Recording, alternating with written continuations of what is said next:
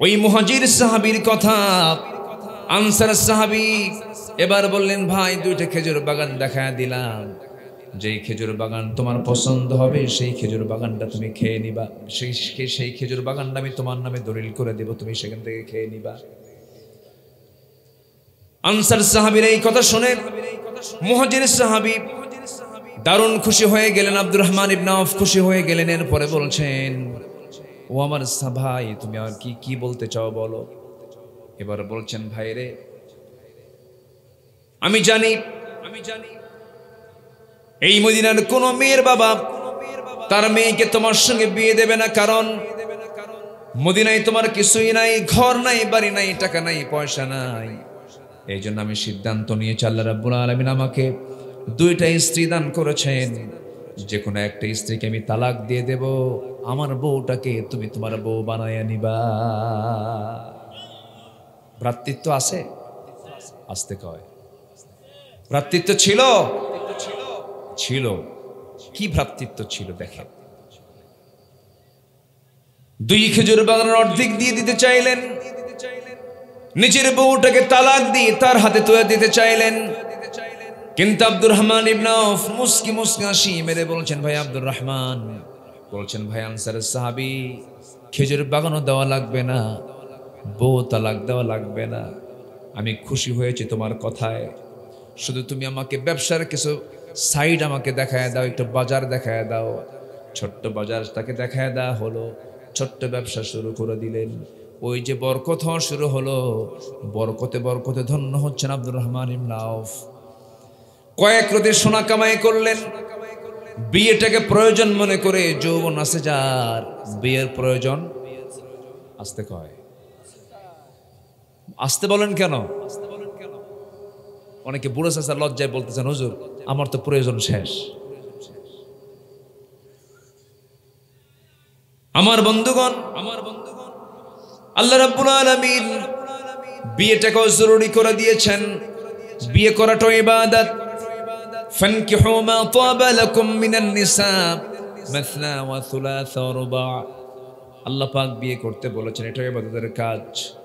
আমার বন্ধুগণ, আব্দুর রহমান ইবনে আউফ প্রয়োজন মনে করলেন, কয়েক রাতে সোনা কামাই করলেন, সেই সোনাগুলো বিক্রি, সেই সোনাগুলোর সঙ্গে করে নিয়ে একটা মেয়েকে দেখতে গেছেন বিয়ের নিয়তে। সেই মেয়েটাকে পছন্দ হয়ে গেছে, বিয়েটা করে নিলেন।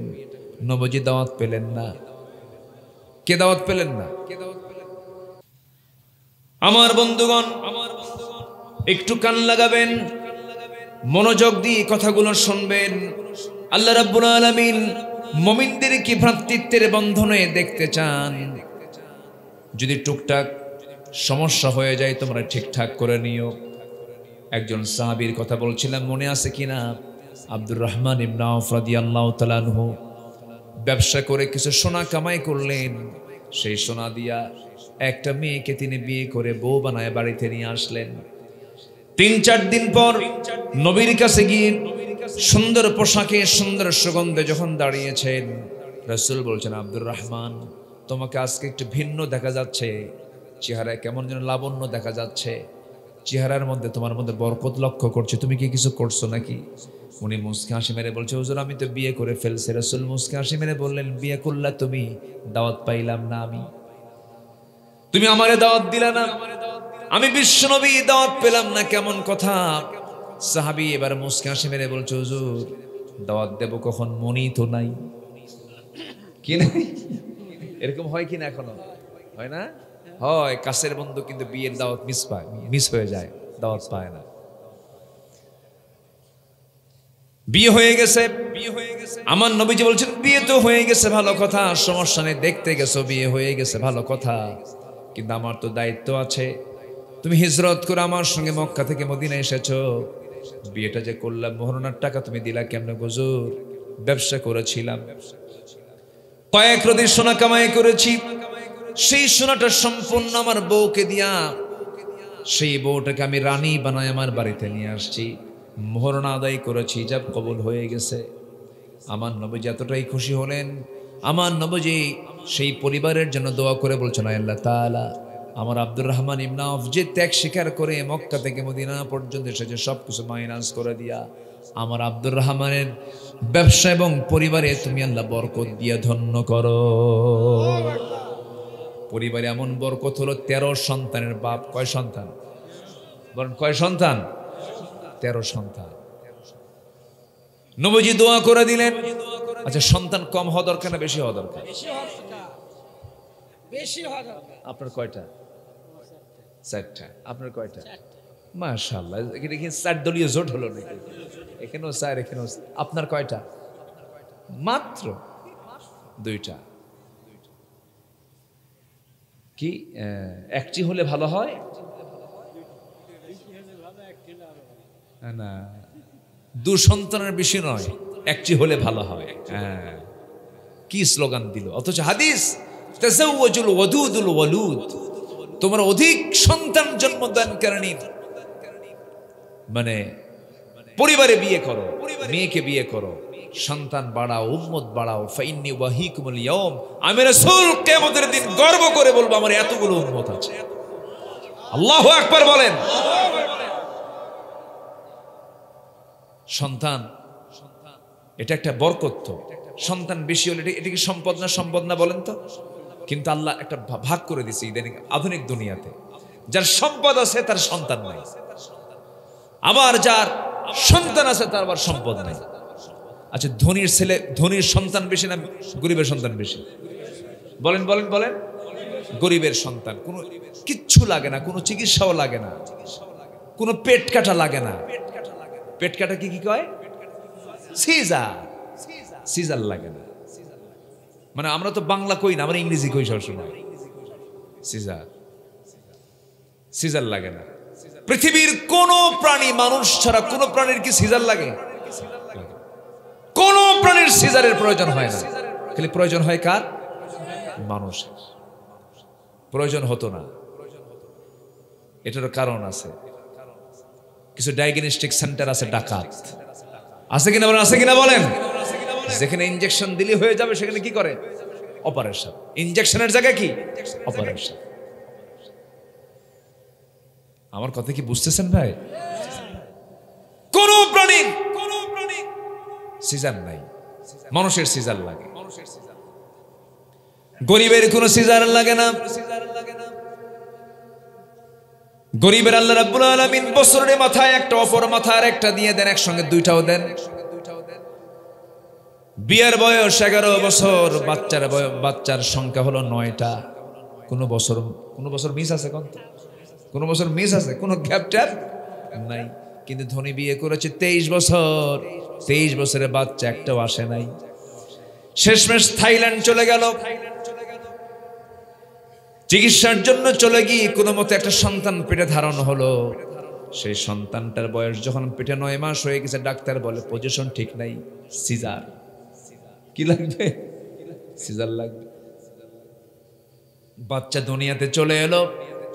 বাচ্চা দুনিয়াতে আসার সঙ্গে সঙ্গে ডাক্তার বলে দিল ওর তো এখনো ম্যাচুরিটি আসে নাই, পরিপক্ক হয় নাই, তাড়াতাড়ি আইসিইউতে নিয়ে নাও।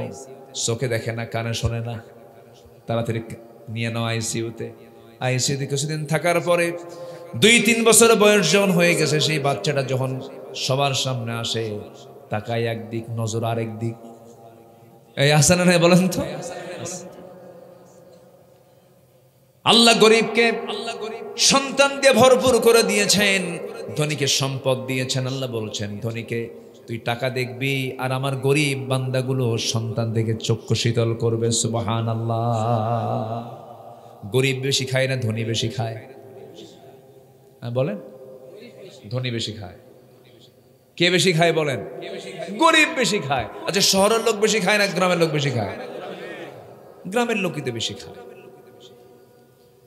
শহরের লোক মুলার নাস্তা করে। কিসের নাস্তা? কি মুলা চেনেন তো? শহরের মানুষ মুলা দিয়ে নাস্তা করে। 4-5টা রুটি নিয়ে বসে, এতগুলো রুটি নিয়ে বসে। ডাক্তার বলে দিয়েছে 2টার বেশি খাওয়া যাবে না, একটা খেলে ভালো হয়। একটা মাত্র কত গ্রাম ওজন হবে? 20 গ্রাম ওজন হবে, 30 গ্রাম ওজন হবে। কিন্তু গ্রামের মানুষ যখন খাওয়ার প্রয়োজন হয়, সে ফজরের সময় উঠে এক চট সে জমিতে হাল চষে আসে, কায়িক পরিশ্রম করে, 9টা বাজার সঙ্গে সঙ্গে বাড়িতে এসে বউকে বলে, বউ রে কি খাবার আছে, রান্না এখনো শেষ হয় নাই, রাতের কি খাবার আছে, পান্তা নিয়ে আয়। পান্তা নিয়ে আসছে, পাতিলের তলে 1 কেজি পান্তা, 1 সের চালের পান্তা। সেই পান্তা নিয়ে যখন ডিশ নিয়ে বসেছে, গাবলা নিয়ে বসেছে, এতগুলো লবণ, 4-5টা পেঁয়াজ আর কাঁচা মরিচ 3-4টা, বসে গেছে মজার তালে। এমন খাওয়া খাইলো, গো গ্রাসের মতো, গরুর মতো গ্রাস দিয়া খাচ্ছে এতগুলো করে। 5 মিনিটে 1 কেজি চাল শেষ। এরপরে বলে, বউ আরো কিছু আছে নাকি? না। খাইছো কেমন? 1 কোনা ভরলো। কয় কোনা ভরছে? কে বলেছে মানুষ সম্পদ পেলেই সুখী হয়ে যায়? না না, সুখী হওয়ার একমাত্র মাধ্যম কে? কে কে কে? মাধ্যম আল্লাহ। কিন্তু গরিব মানুষগুলো খায়, আল্লাহ তাদেরকে খাওয়ার মতো বরকত দিয়ে দিয়েছেন। ধনী মানুষ খেতে পারে না, ডায়াবেটিস হয়ে গেছে, খেতে পারে না। এটা 2 গ্রাম, এটা 3 গ্রাম, এটা 4 গ্রাম খেতেই পারে না। এতগুলো আঙ্গুর সুন্দর করে সাজানো গোছানো 1 কেজি আঙ্গুর সামনে থুয়ে রাখছে। হাজী সাহেব খেতে নাই। একটা আঙ্গুর খাওয়ার সঙ্গে সঙ্গে সহকারী বলে, স্যার আর খাওয়া যাবে না কেন? ইনসুলিন নিতে হবে। একটা খায় আর ইতিমের মতো সাদাইরে পোড়া কপাল খাইতে পারি না। কি কথা কি বুঝতেছে? কোনো চিন্তা নাই। অর্থ আছে কার কত, সম্পদ আছে কার কত, এগুলো চিন্তার কোনো বিষয় নয়। আল্লাহর কাছে আমরা চাবো সম্পদ না সুখ? বলেন বলেন বলেন বলেন। আল্লাহর কাছে আমরা চাবো অসুস্থতা না সুস্থতা? গোটা দুনিয়ার সব কিছু আপনাকে দিয়ে দেওয়া হলো, কিন্তু আপনি অসুস্থ, কোনো লাভ আছে নাকি? কোনো লাভ নাই। কথা তো বিভিন্ন দিকে চলে গেল। আবার লাইনে চলে আসে, ভ্রাতৃত্বের বন্ধনে আবদ্ধ হতে হবে আমাকে আপনাকে। এই উদাহরণ দিয়ে তিনি এক সাহাবীকে টেনেছিলাম, আব্দুর রহমান ইবনে আউফ। আমার নবীজি বলছেন, বিয়ে করছে ভালো কথা, তুমি মোহরের টাকা আদায় করছো নাকি? মোহরের টাকা আদায় করেছি। ওই যে কয়েক সোনা কামাই করেছে, সেই টাকাগুলো, সেই সোনাগুলো দিয়ে বউটাকে রানী বানায় ঘরে নিয়ে আসছি। রাসূল দোয়া করে দিলেন। আব্দুর রহমান ইবনে আউফ রাদিয়াল্লাহু তাআলা আনহু বদরে অংশগ্রহণ করেছেন, উহুদে অংশগ্রহণ করেছেন, খন্দকে অংশগ্রহণ করে চরম জখম হলেন, রক্তাক্ত হয়ে জমিনে পড়ে গেলেন। রক্তক্ষরণ আর বন্ধ হলো না। শেষ পর্যন্ত রক্তক্ষরণ হয়ে আব্দুর রহমান ইবনে আউফ রাদিয়াল্লাহু তাআলা আনহু দুনিয়া থেকে বিদায় নিয়েছেন। সাদ ইবনে মুআজ রাদিয়াল্লাহু আনহু দুনিয়া থেকে বিদায় নিয়েছেন। আব্দুর রহমান ইবনে আউফ কত বড় ভাগ্যবান, এতগুলো যুদ্ধে তিনি অংশগ্রহণ করেছেন। আমার ভাইরা, আমার বন্ধুগণ, আব্দুর রহমান ইবনে আউফের জীবনটা আমি টেনে নিয়ে আসার অন্যতম যে দিকটা ছিল সেটা হলো, ওই যে মনে আছে কিনা, আনসার সাহাবী বলে ফেললেন, ভাইরা আমি তোমার জন্য একটা খেজুর বাগান দিয়ে দিলাম। আমার 2টা বউয়ের মধ্যে একটা বউ তালাক আমি তোমাকে দিতে চাই।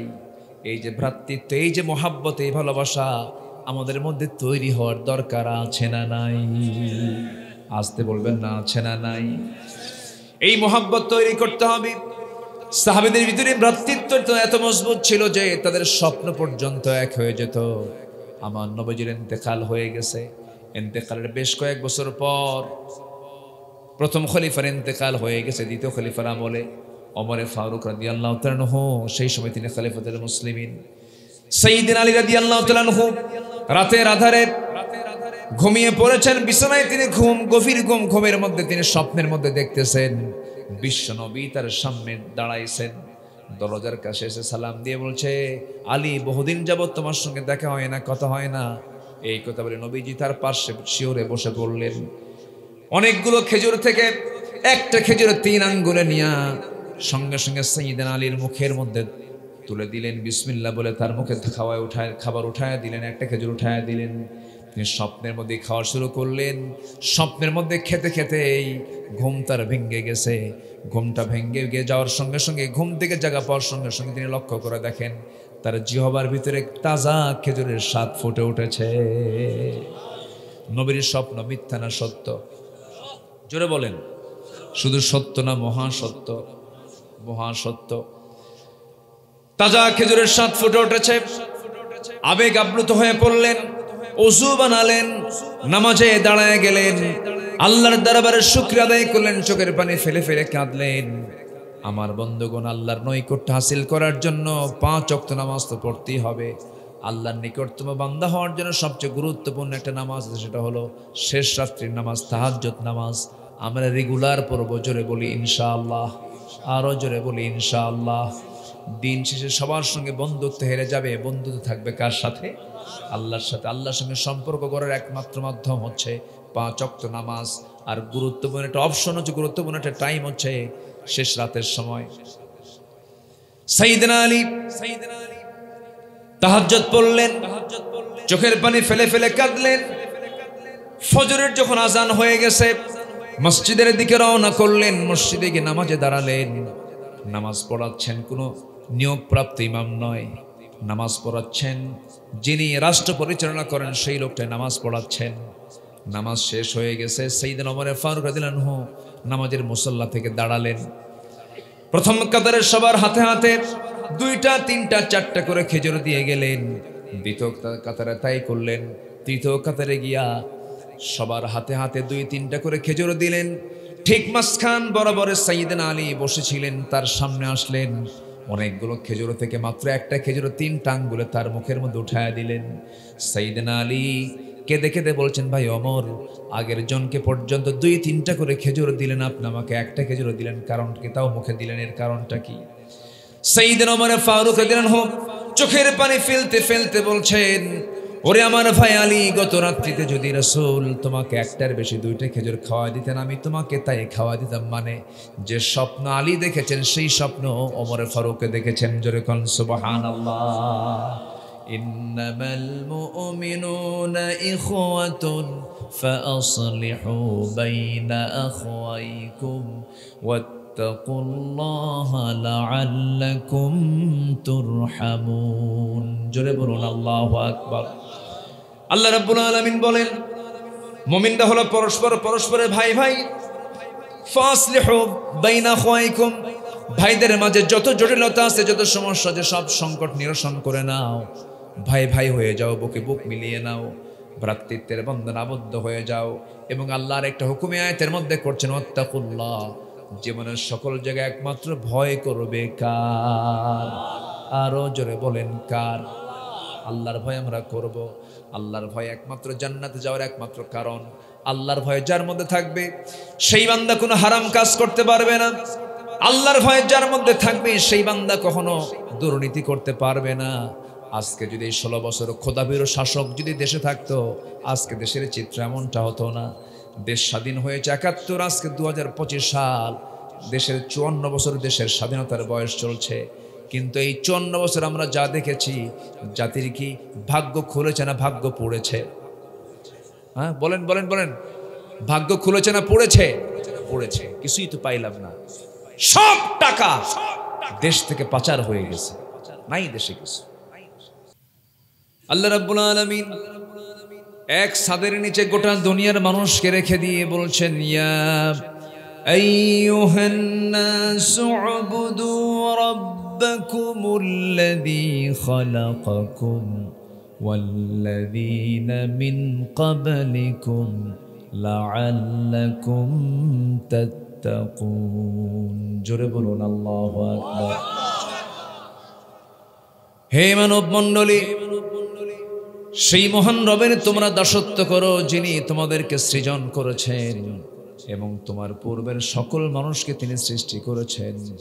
সেই মহান রবের তোমরা গোলামি করো।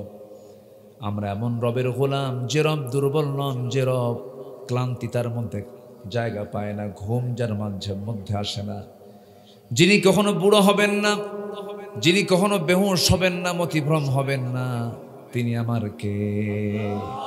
একটু আওয়াজ দিয়ে আমার সঙ্গে সবাই বলুন, আল্লাহু লা ইলাহা ইল্লা হুয়াল হাইয়ুল কাইয়্যুম লা তা'খুযুহু সিনাতুন ওয়া লা নাওম লাহু মা ফিস সামাওয়াতি ওয়া মা ফিল আরদ من ذا الذي يشفع عنده إلا بإذنه يعلم ما بين أيديهم وما خلفهم ولا يحيطون بشيء من علمه إلا بما شاء وسع كرسيه السماوات والأرض ولا يؤوده حفظهما وهو العلي العظيم জোরে বলুন আল্লাহু আকবার 9টা বাক্য মিলে একটা আয়াত আমার রবের পরিপূর্ণ পরিচয় যে আয়াতের মধ্যে পাওয়া যায় যিনি চিরস্থায়ী যিনি চিরঞ্জীব যাকে ঘুম পর্যন্ত স্পর্শ করে না এমনকি তন্দ্রা পর্যন্ত যিনি যান না সিনাও যার মধ্যে হয় না তিনি আমার কে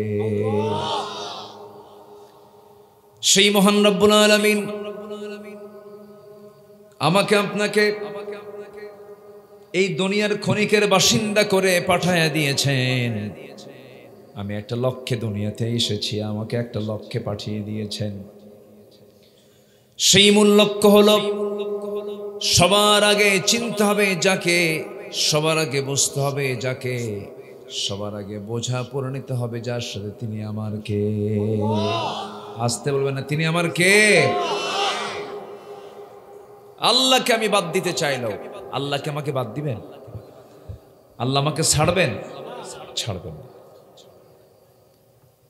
আল্লাহ আমাকে ছাড়বেন না আল্লাহ আমার বিচার করবেন আল্লাহ আমার ফয়সালা চূড়ান্ত না করা পর্যন্ত তিনি থেমে যাবেন না কারণ মহান রব্বুল আলামিন বান্দাকে সুস্পষ্ট ভাষায় জানায় দিচ্ছেন ফামান ইয়ামাল مثقال ذرة خيرا يره ومن يعمل مثقال ذرة شرا يره যে ব্যক্তি যারা পরিমাণ যে ব্যক্তি অণু পরিমাণ ভালো কাজ করবে তাও সেদিন সে দেখতে পাবে আবার যে ব্যক্তি চুল পরিমাণ খারাপ কাজ করবে তাও সেদিন সে দেখতে পাবে যাররা বলা হয় এমন একটা শব্দকে যা খালি চোখে দেখা যায় না এমন কিছু ভালো আমল বান্দা সেদিন দেখবে আবার এমন কিছু মন্দ আমল বান্দার সামনে আল্লাহ পাক উপস্থাপন করবেন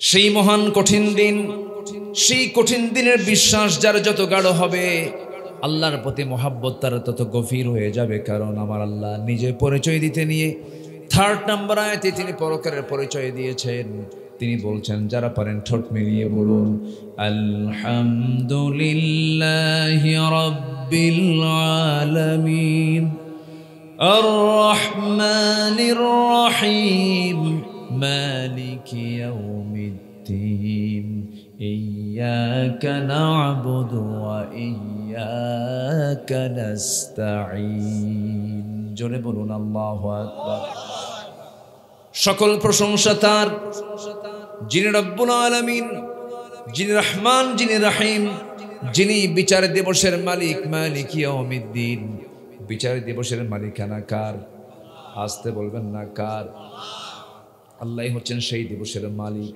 আল্লাহ নিজ হাতে বিচার করবেন কাউকে ছাড় দিবেন না কাউকে ছেড়ে দিবেন না কারণ আল্লাহ নিজে বলছেন ওয়াকিমুল ওয়াজনা বিল কিসতি ওয়ালা তুখসিরুল মিজান ওয়াল আরদা ওয়াদাআহা লিল আনাম ফিহা ফাকিহাতুন ওয়ান নাখলু দাতুল আকমাম আল্লাহু আকবার তোমরা তোমাদের ওজনকে সঠিক করো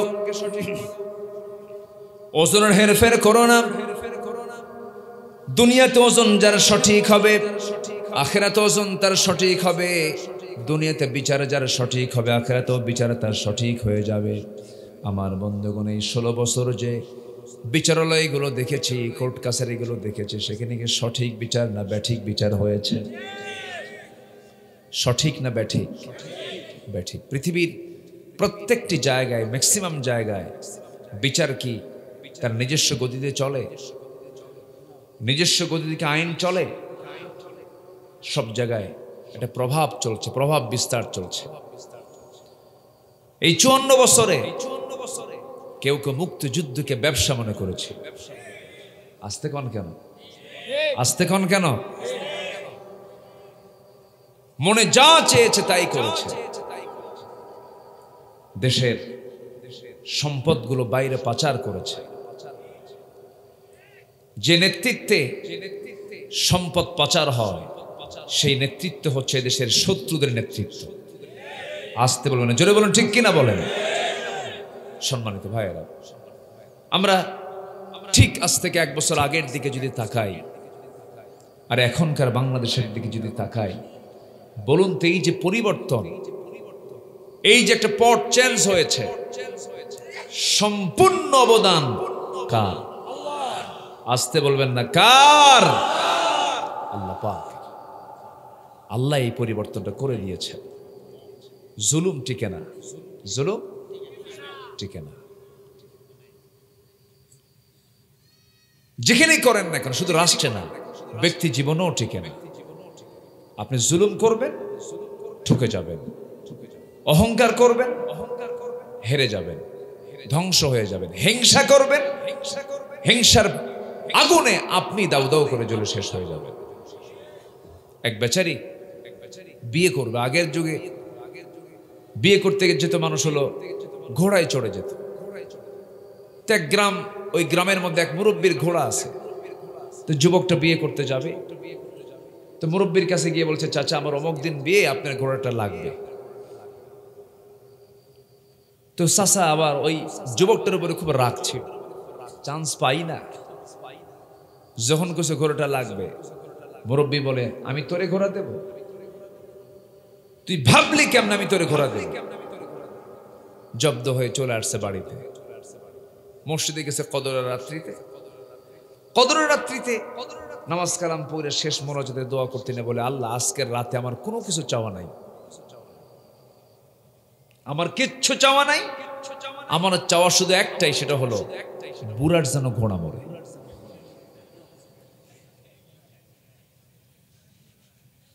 বুড়ার যেন ঘোড়া মরে। এরকম লোক তো মনে হয় আমার দেশে নাই, মনে হয়।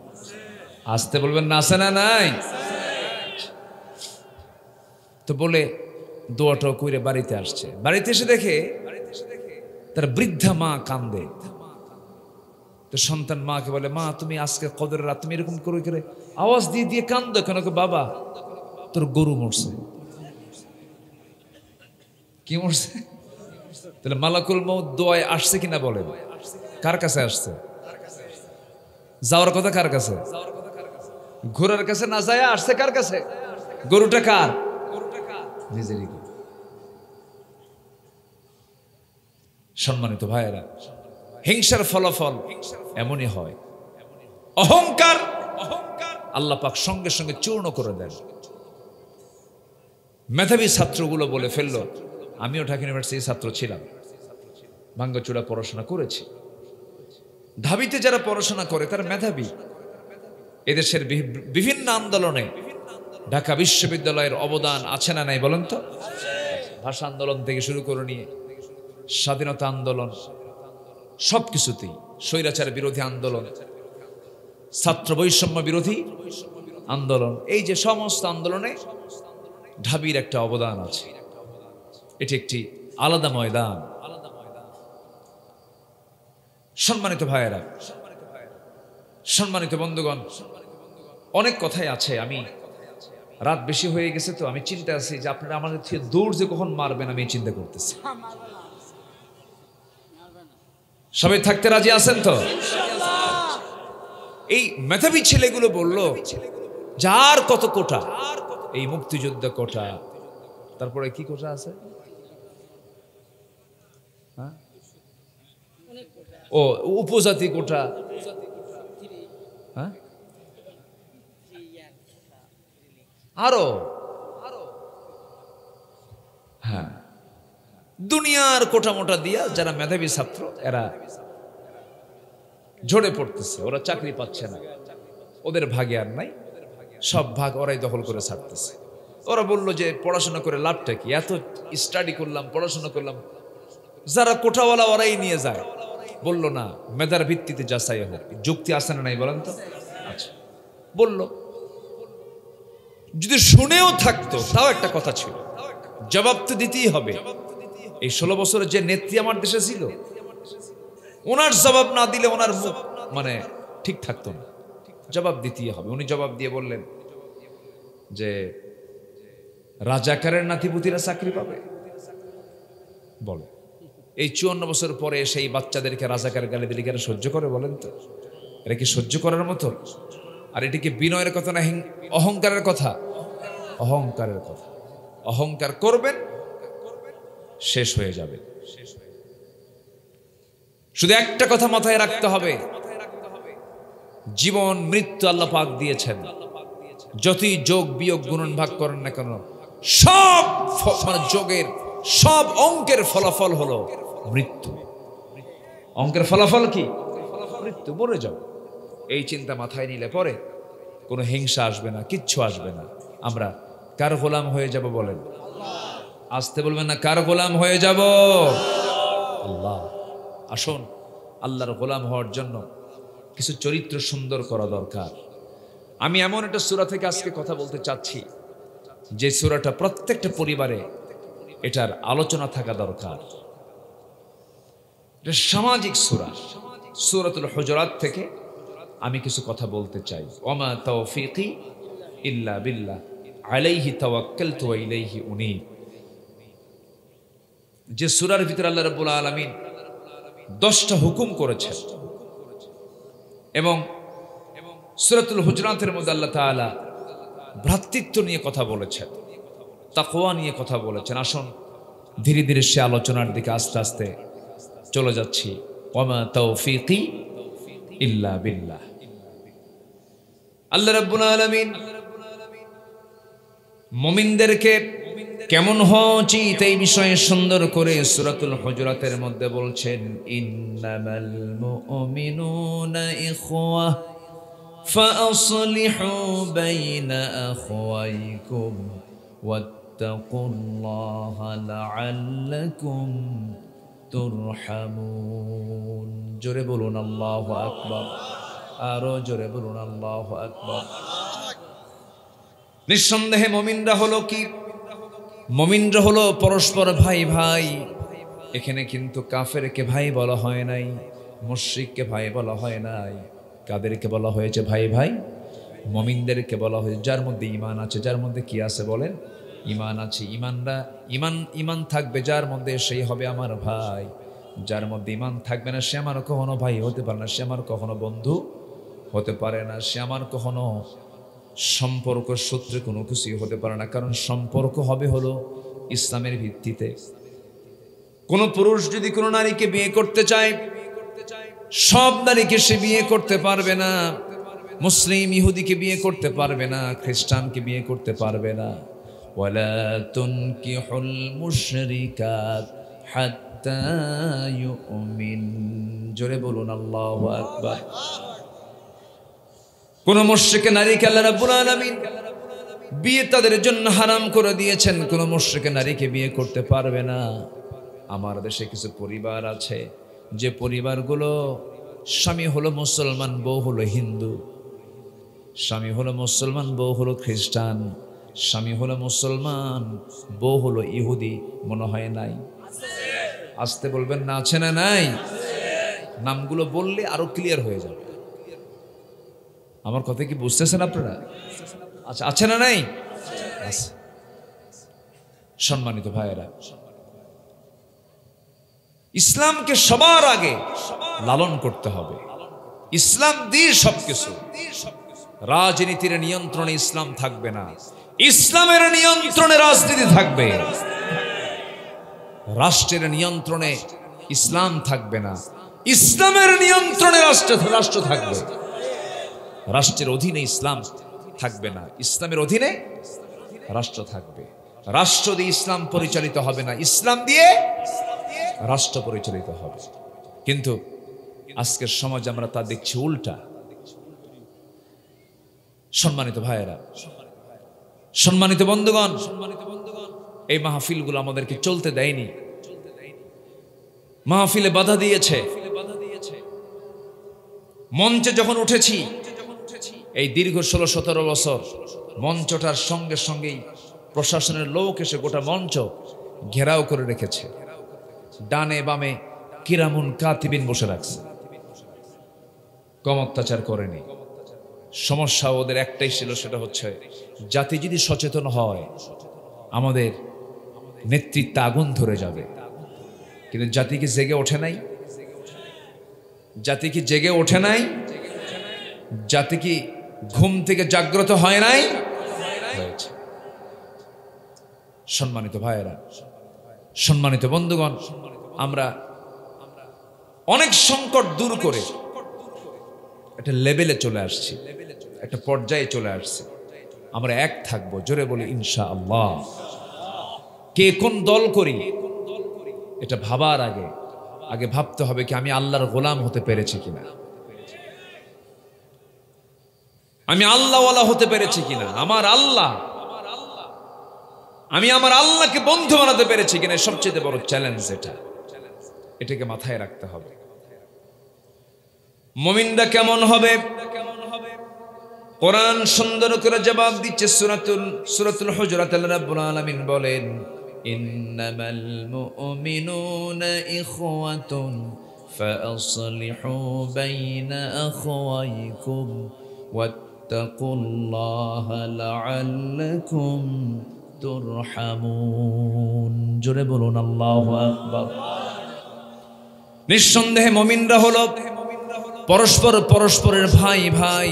কোনো যদি সমস্যা হয়ে থাকে ফাসলিহু, ইসলাহ করে নাও, সংশোধন করে নাও, সমাধান করে নাও, কিন্তু কখনো শত্রুতা করো না, হিংসা করো না। পরস্পরে কাদা সরাসরি করো না, ভ্রাতৃত্বের বন্ধনে আবদ্ধ হয়ে যাও। আল্লাহ রাব্বুল আলামিন এই কথাই বলছেন ওয়াত্তাকুল্লাহ। আবার তিনি বলছেন, ও বান্দা, কাউকে না ভয় করে আমি আল্লাহ আমাকে ভয় করো। কার কথা? আল্লাহর কথা। তাহলে ভ্রাতৃত্ব হচ্ছে সবচেয়ে গুরুত্বপূর্ণ বিষয় এখন আজকের পৃথিবীর জন্য। আজকে যদি মুসলমানদের মধ্যে যদি ভ্রাতৃত্ব থাকতো, আজকে ফিলিস্তিন জ্বলন্ত অগ্নিকুণ্ড হতো না। গাজাকে মৃত্যুপুরী বানিয়ে ছেড়েছে। গাজা হয়ে গেছে এখন একটা জ্বলন্ত অগ্নিকুণ্ড, যেখানে অক্সিজেন সরবরাহ বন্ধ করে দেওয়া হয়েছে। ছোট্ট সন্তান বাপকে হারিয়ে, মাকে হারিয়ে, 1.5 বছর 2 বছরের ছোট্ট বাচ্চাগুলো রাস্তায় হাঁটতেছে, কেউ নাই। সেদিন ছোট্ট একটা বাচ্চাকে দেখলাম ক্ষুধার জ্বালা সহ্য করতে না পেরে ছাগলের ঘাস চাবায় খাচ্ছে। ছোট্ট একটা মেয়ে ফিলিস্তিনের মাটিতে লিখতেছে, ও আল্লাহ, শুনেছি দুনিয়াতে তোমার 200 কোটি মুসলমান বান্দা আছে, কিন্তু তোমার কোন একটা বান্দা আমাদের জন্য কোনো খাবার নিয়ে আসলো না।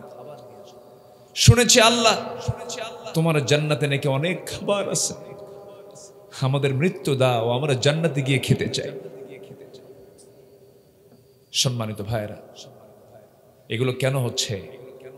আমাদের মধ্যে ভাই ভাই ভাব আছে, ভালোবাসা আছে, ভ্রাতৃত্ব আছে। জমি কিনে একজন আরেকজনের হিংসায় ঘুম হয় না, আছে না? জমি কিনছে একজন, একটু ভালো জমি কিনছে, ও যে জমি কিনছে এই টেনশন আরেকজনের ঘুম নাই। কি পরিমাণে হিংসা! আমার বন্ধুগণ, আজকে যদি মুসলমানদের মধ্যে যদি ভ্রাতৃত্ব পয়দা হয়ে যেত, যদি মুসলমান যদি পরস্পর ভাই ভাই হয়ে যেত, আজকেই করুণ দৃশ্যগুলো দেখা লাগতো না। আল্লাহ রাব্বুল আলামিন আরেক জায়গায় আয়াতের অনুকূলে আরেক জায়গায় বলছেন, ওয়াতাসিমু বিহাবলিল্লাহি জামিআন ওয়া লা তাফাররাকু ওয়াযকুরু নি'মাতাল্লাহি আলাইকুম إذ كنتم أعداء فألف بين قلوبكم। আমার বন্ধুগণ, আল্লাহ রাব্বুল আলামিন বলেছেন, ও বান্দা, সকল ভেদাভেদ ভুলে ভ্রাতৃত্বের বন্ধনে আবদ্ধ হয়ে তোমরা আল্লাহর রজ্জুকে, আল্লাহর দড়িকে শক্ত করে ধরো, কোরআনকে শক্ত করে ধরো। মতপার্থক্য সৃষ্টি করো না। আমার বন্ধুগণ, কিন্তু দুঃখজনক হলেও সত্য, আজকে 56টি মুসলিম রাষ্ট্র, 200 কোটি মুসলমান। ইহুদির জনসংখ্যা হলো প্রেজেন্ট ওয়ার্ল্ডে বর্তমান দুনিয়াতে 1,52,00,000 ইহুদি, আর মুসলমানের সংখ্যা হলো 200 কোটি। 200 কোটি মুসলমান যদি আজকে ভ্রাতৃত্বের বন্ধনে আবদ্ধ হতো, 1,52,00,000 ইহুদিকে ধরাশয়ী করার জন্য অস্ত্র লাগতো না, শুধু মুখের থুতু মেললেই যথেষ্ট হয়ে যেত। থুতু মারলেই যথেষ্ট হয়ে যেত। পোড়া কপাল ভাইরে, কঠিন দৃশ্য জানেন কি চলতেছে আজকে? কেউ কথা বলে না, কেউ প্রতিবাদ করে না। মুসলমানদের প্রথম কিবলা বাইতুল আকসা, ওই 47 সাল থেকে নিয়ে 2025 সাল পর্যন্ত ইহুদিরা যারা সেখানে শেল্টার নিয়েছিল ভাড়াটিয়া হয়ে, ক্ষণিকের জন্য তারা আসছিল, ভাড়াটিয়া হয়ে গেছে এখন বাড়ির মালিক। আসল যারা বাড়িওয়ালা তাদেরকে বম্বিং করে উড়াইয়া দিচ্ছে। কিচ্ছু না, 56টি মুসলিম রাষ্ট্র লাগবে না, আমার বাংলাদেশের মতো, পার্শ্ববর্তী দেশের মতো হাতে গোনা কয়েকটা 5-6টা মুসলিম রাষ্ট্র যদি এক হতো, কোন বাতিল শক্তির দুর্গ পৃথিবীর বুকে টিকতে পারত না। এই জন্য আল্লাহ রাব্বুল আলামিন বলছেন, মুমিন তোমরা হলো পরস্পর পরস্পরের ভাই, ইসলাহ করো, ঠিকঠাক করে নাও, নিজেদের সংসারে আগুন ধরায় দিও না, মতপার্থক্য সৃষ্টি করো না। কার কথা? আল্লাহর কথা। কি ভ্রাতৃত্ব সাহাবীদের মধ্যে ছিল, কল্পনা করা যায়? মুসলমানদের মাঝের যে ভ্রাতৃত্বটা ছিল, এই ছিল অন্য ধরনের ভ্রাতৃত্ব। আমার বন্ধুগণ, আমার নবীজি মক্কা ছেড়ে মদিনায় চলে গেছেন। আমার নবীজি মক্কা ছেড়ে যখন মদিনায় চলে গেলেন, মদিনায় যাওয়ার সঙ্গে সঙ্গে মদিনার আনসার সাহাবীরা জীবন বাজি রেখে মুহাজিরদেরকে সাহায্য করতে লাগলেন। আমার নবীজি মক্কায় যখন সাহাবে কেরামকে নিয়ে চলে আসলেন, একজন ধনী সাহাবী ছিলেন আব্দুর রহমান ইবনে আওফ রাদিয়াল্লাহু তাআলা আনহু। তিনি কোটি কোটি টাকার মালিক ছিলেন, মিলিয়নার ছিলেন, বিলিয়নার ছিলেন। নবীর সঙ্গে হিজরত করে যখন মদিনায় চলে গেছেন, বউ নাই, বাচ্চা নাই, সব মক্কায়। বড় ব্যবসার চাবি তার হাতে ছিল, কিন্তু দোকান তো মক্কায় রেখে এসেছেন, কিচ্ছুই করার ছিল না। আমার নবীজির সামনে একদিন সে আব্দুর রহমান ইবনে আওফ ইতিমের মতো বসে আছে। রাসূল বলছেন, আব্দুর রহমান, তোমাকে দেখে আমার চোখে পানি চলে আসলো। তোমার পাশে আজকে কেউ নাই মনে হচ্ছে। ও আব্দুর রহমান, তুমি যে আজকে দিন গ্রহণ করার কারণে দুনিয়ার সবকিছু মাইনাস করে ফেললে, তোমার কষ্ট হচ্ছে নাকি? আব্দুর রহমান ইবনে আওফ মুস্কি হাসি মেরে বলছেন, ইয়া রাসূলুল্লাহ, আল্লাহর কসম করে বলি, আমি যে দিনটা গ্রহণ করেছি, আমি যে ইসলামটা গ্রহণ করেছি, এর চেয়ে বড় পাওয়া আমার জীবনে আর দ্বিতীয়টা নাই। আমি আপনাকে পেয়েছি, আমি আমার আল্লাহকে পেয়েছি, এটা আমার সবচেয়ে জীবনের বড় পাওয়া। আমার নবীজি বলেন, আব্দুর রহমান, তোমার ব্যবস্থা কিছু আমি করে দিচ্ছি, দেখো একটু ওয়েট করো। আনসার সাহাবীকে ডাক দিচ্ছেন, আনসার সাহাবীকে ডেকে বলছেন, আনসার সাহাবী, আমার আব্দুর রহমান খুব ধনী সাহাবী ছিল, মক্কার মাটিতে মিলিয়নার ছিল, বিলিয়নার ছিল। অতএব আমার আনসার সাহাবী, আমার এই ধনী সাহাবীর জন্য দেখো তো কিছু করা যায় কিনা, দেখো তো, চেষ্টা করে দেখো। আনসার সাহাবী নবীর কথাকে বরকত মনে করে ঘোড়ার পিঠে তাকে চড়াইয়া নিলেন। মদিনার সবচাইতে বড় 2টা খেজুর বাগান তিনি দেখায় দিলেন। এরপরে বলছেন, আমার ভাই, ও আমার মুহাজির ভাই, তুমি তো 2টা খেজুর বাগান দেখলে, যে খেজুর বাগানটা তোমার পছন্দ, সেই খেজুর বাগানটা আমি নবীজির অর্ডারে এক্ষুনি তোমার নামে দলিল করে দিতে চাই। ভ্রাতৃত্ব আছে না নাই? আসতে বলবেন না, আছে না নাই? আচ্ছা, ভালোবাসবো আমরা কার জন্য? আসতে বলবেন, ভালোবাসবো আমরা কার জন্য? কিন্তু ক্যাম্পাসের সামনে যে গাছের জোড়ায় জোড়ায় ভালোবাসে, এটা কার জন্য? শয়তানের জন্য না মেয়ে পাওয়ার জন্য? ভালো করে উত্তর দেন। হ্যাঁ, এই যুবকরা কথা বলো। ও ভালোবাসা ঠিক না, ভালোবাসা ঠিক, সমস্যা নেই, কিন্তু কোন ভালোবাসা? যে ভালোবাসাটা অবৈধ না বৈধ? আচ্ছা, আল্লাহ কি মেয়ের দিকে তাকাতে মানা করেছেন? নারীর দিকে তাকাতে মানা করেছেন? তাকাতে বলেছেন মার দিকে তাকাও, তাকাতে বলেছেন মেয়ের দিকে তাকাও, তাকাতে বলেছেন বোনের দিকে তাকাও, তাকাতে বলেছেন বউয়ের দিকে তাকাও। অন্যের বউ না, অন্যের বউ না, কিসের বউ? নিজের বউয়ের দিকে তাকাও। আল্লাহ তো মানা করেননি। স্বামী স্ত্রী যখন প্রেম নিবেদন করে, প্রেম বিনিময় করে, তখন ফেরেশতারা মুস্কি মুস্কি হাসি দেয় আর তাদের আমলনামায় সওয়াব লেখে। সুবহানাল্লাহ বলবেন না? ইসলামে এমন কোনো কাজ নাই যে কাজে দোয়া নাই। সকল কাজে দোয়া আছে এবং সকল কাজই হলো ইবাদত। সকল কাজ কি? ইবাদত। সেটা যদি কোরআন এবং সুন্নাহ মাফিক হয়ে থাকে, আপনি বাথরুমে ঢুকেছেন, শৌচকার্য করছেন, পেশাব পায়খানা করছেন, এটা কি ইবাদতের বাইরে? এটাও ইবাদত। আমার বন্ধুগণ, কথার তো কোনো থা নাই। বলছিলাম ওই মুহাজির সাহাবীর কথা। আনসার সাহাবী এবার বললেন, ভাই দুইটা খেজুর বাগান দেখায় দিলাম, যেই খেজুর বাগান তোমার পছন্দ হবে সেই খেজুর বাগানটা তুমি খেয়ে নিবা, সেই খেজুর বাগানটা আমি তোমার নামে দলিল করে দেব, তুমি সেখান থেকে খেয়ে নিবা। আনসার সাহাবীর এই কথা শুনে মুহাজির সাহাবী দারুণ খুশি হয়ে গেলেন। আব্দুর রহমান ইবনে আউফ খুশি হয়ে গেলেন। এরপরে বলছেন, ও আমার ভাই, তুমি আর কি বলতে চাও বলো। এবার বলছেন, ভাই রে, আমি জানি এই মদিনার কোন মেয়ের বাবা তার মেয়েকে তোমার সঙ্গে বিয়ে দেবে না, কারণ মদিনায় তোমার কিছুই নাই, ঘর নাই, বাড়ি নাই, টাকা নাই, পয়সা নাই। এই জন্য আমি সিদ্ধান্ত নিয়েছি, আল্লাহ রাব্বুল আলামিন আমাকে দুইটা স্ত্রী দান করেছেন, যে কোনো একটা স্ত্রীকে আমি তালাক দিয়ে দেব, আমার বউটাকে তুমি তোমার বউ বানায়া নিবা।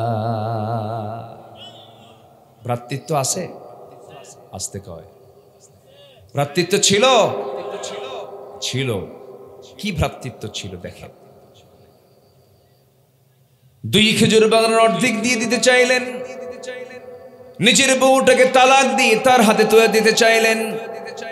কিন্তু আব্দুর রহমান ইবনে আউফ মুস্কি মুস্কি হাসি মেরে বলছেন, ভাই আব্দুর রহমান, বলছেন ভাই আনসারের সাহাবী, খেজুর বাগানও দেওয়া লাগবে না, বউ তালাক দেওয়া লাগবে না, আমি খুশি হয়েছি তোমার কথায়।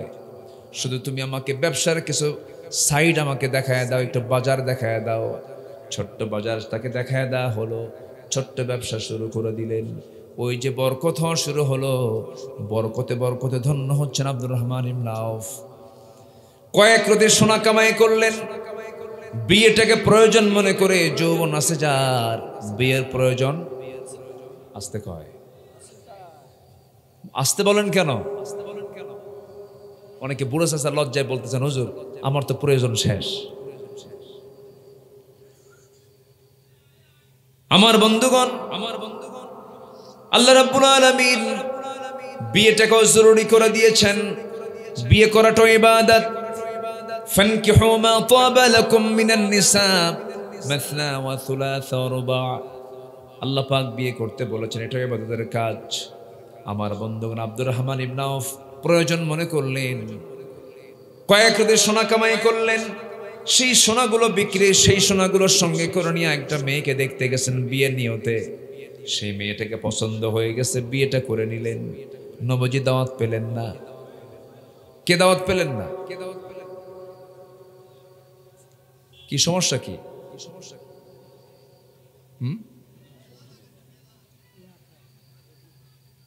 কোন সমস্যা, অসুবিধা?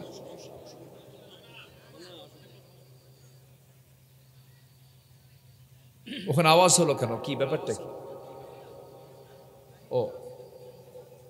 ও আচ্ছা,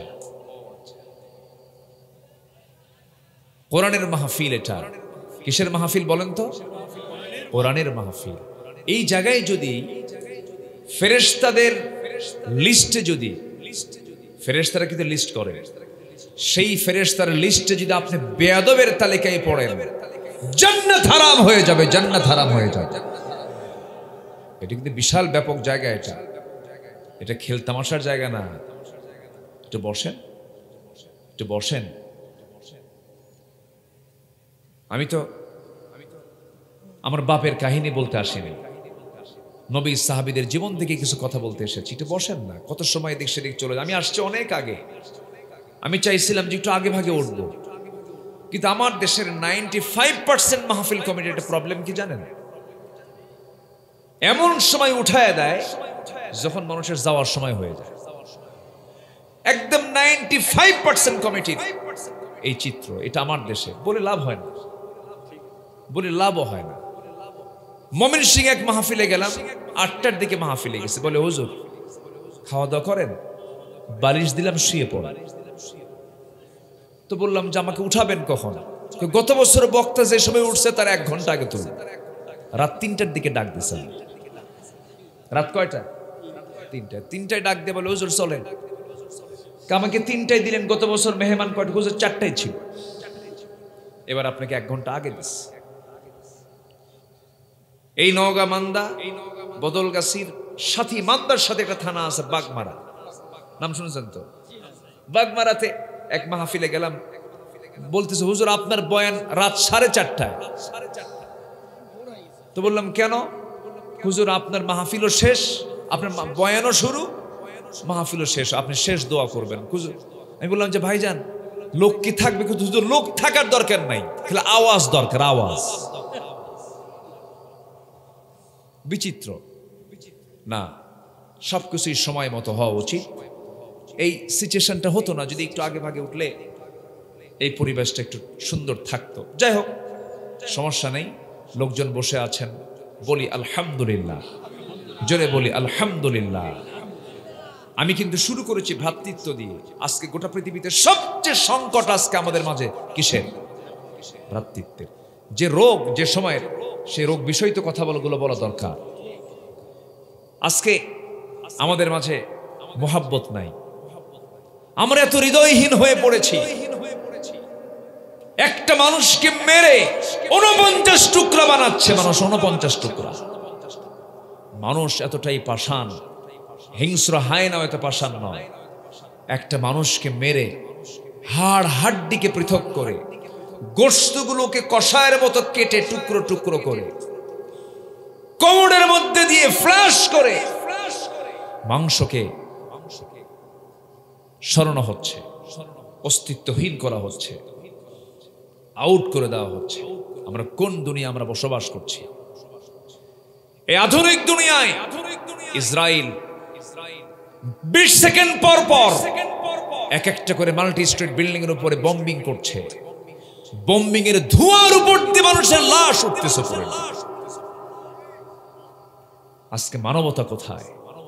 কিসের প্রযুক্তির উন্নয়ন, কিসের ইমো হোয়াটসঅ্যাপ লাইন ভাইভার, কিসের যোগাযোগ? যে যোগাযোগ আমার ভ্রাতৃত্বকে মজবুত করতে পারে না, ওই যোগাযোগের কোন মূল্য আল্লাহর আদালতে নাই। ঠিক কিনা বলেন? সব চলে গেছে, ভালোবাসা নাই, ফুলের কোনো গন্ধ নাই। এদের কি ফুল এগুলো? প্লাস্টিক, কোনো গন্ধ নাই। মানুষের মনও প্লাস্টিক নাই, সব বিদায় নিয়েছে। মানুষ আগে ওয়াজে কান্ত, আমার তা মাহফিলের বয়স প্রায় 25 বছর 26 বছর, একটু কথা বললেই কান্ত। এখন হাজারো দোয়া করেন, চোখে পানি নাই। মানুষ কেন যেন হয়ে গেছে, পানি শুকিয়ে গেছে, শোকে নাই।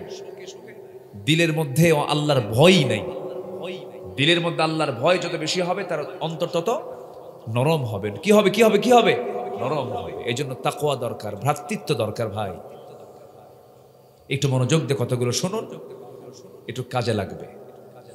আমরা ভ্রাতৃত্ব তৈরি করব, ভ্রাতৃত্বের বন্ধনে আমরা আবদ্ধ হব।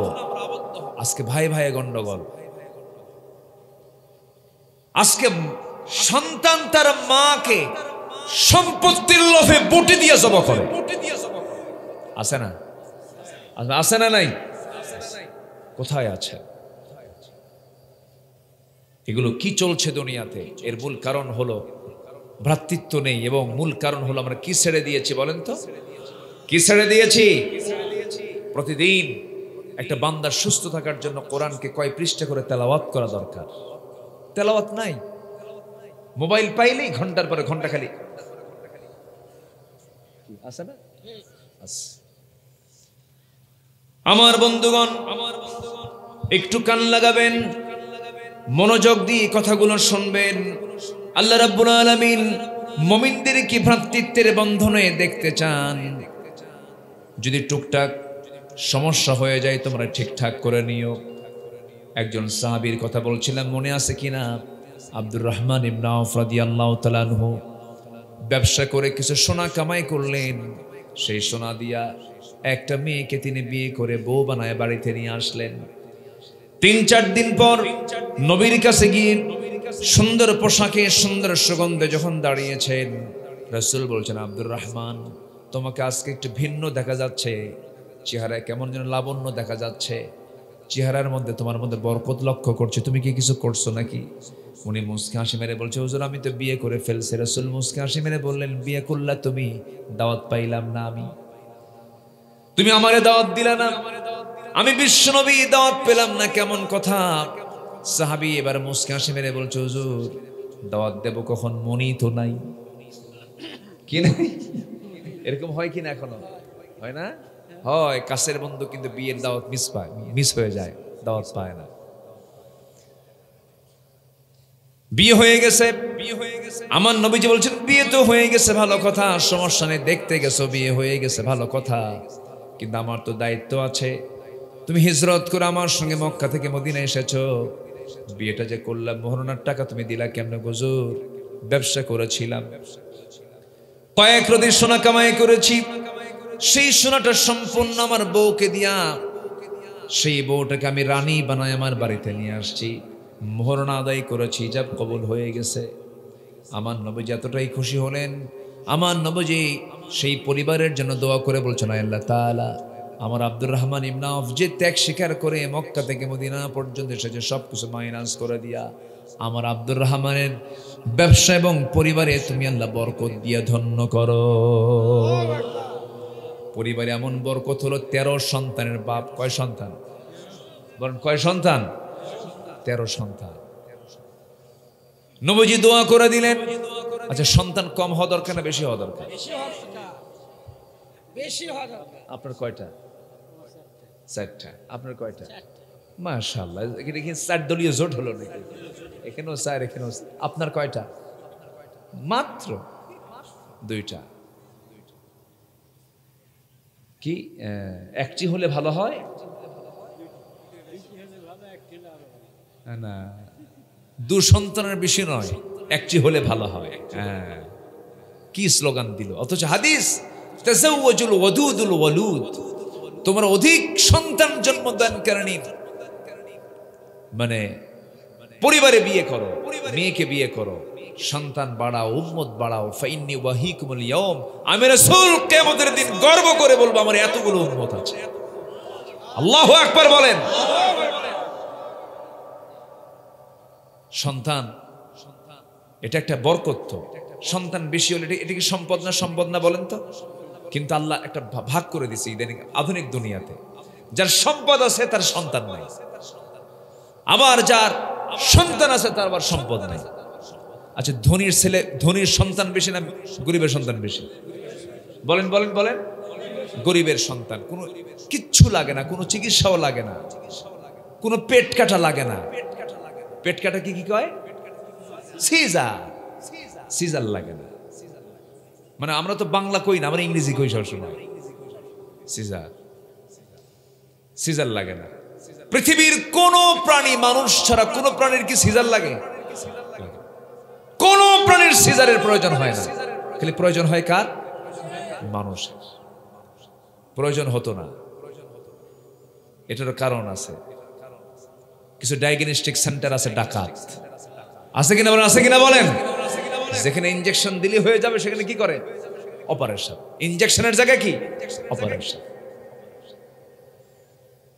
আমার কথা কি বুঝতেছেন ভাই? কোন প্রাণী সিজার নাই। মানুষের সিজার লাগে, গরিবের কোনো সিজার লাগে না। গরিবের আল্লাহ রাব্বুল আলামিন বছরের মাথায় একটা, অপর মাথায় একটা দিয়ে দেন, একসঙ্গে দুইটাও দেন। বিয়ের বয়স 11 বছর, বাচ্চার সংখ্যা হলো 9টা। কোনো বছর মিস আছে? কোন বছর মিস আছে? কোনো গ্যাপ ট্যাপ নাই। কিন্তু ধনী বিয়ে করেছে 23 বছর, 23 বছরের বাচ্চা একটাও আসে নাই। শেষমেশ থাইল্যান্ড চলে গেল, চিকিৎসার জন্য চলে গিয়ে কোনো মতে একটা সন্তান পেটে ধারণ হলো।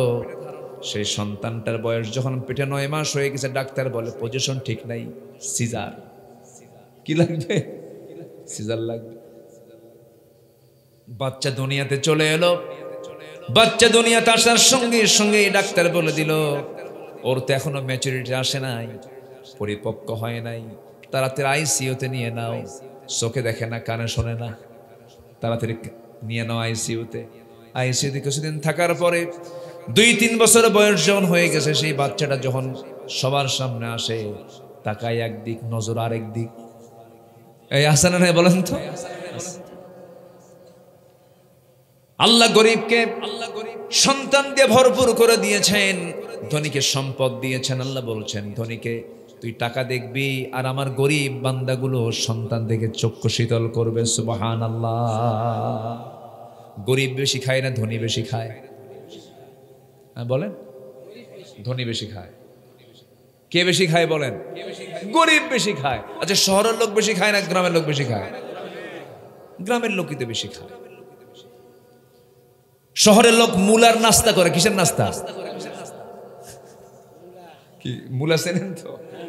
শহরের মানুষ মুলা দিয়ে নাস্তা করে। 4-5টা রুটি নিয়ে বসে, এতগুলো রুটি নিয়ে বসে। ডাক্তার বলে দিয়েছে 2টার বেশি খাওয়া যাবে না, একটা খেলে ভালো হয়। একটা মাত্র কত গ্রাম ওজন হবে? 20 গ্রাম ওজন হবে, 30 গ্রাম ওজন হবে। কিন্তু গ্রামের মানুষ যখন খাওয়ার প্রয়োজন হয়, সে ফজরের সময় উঠে এক চট সে জমিতে হাল চষে আসে, কায়িক পরিশ্রম করে।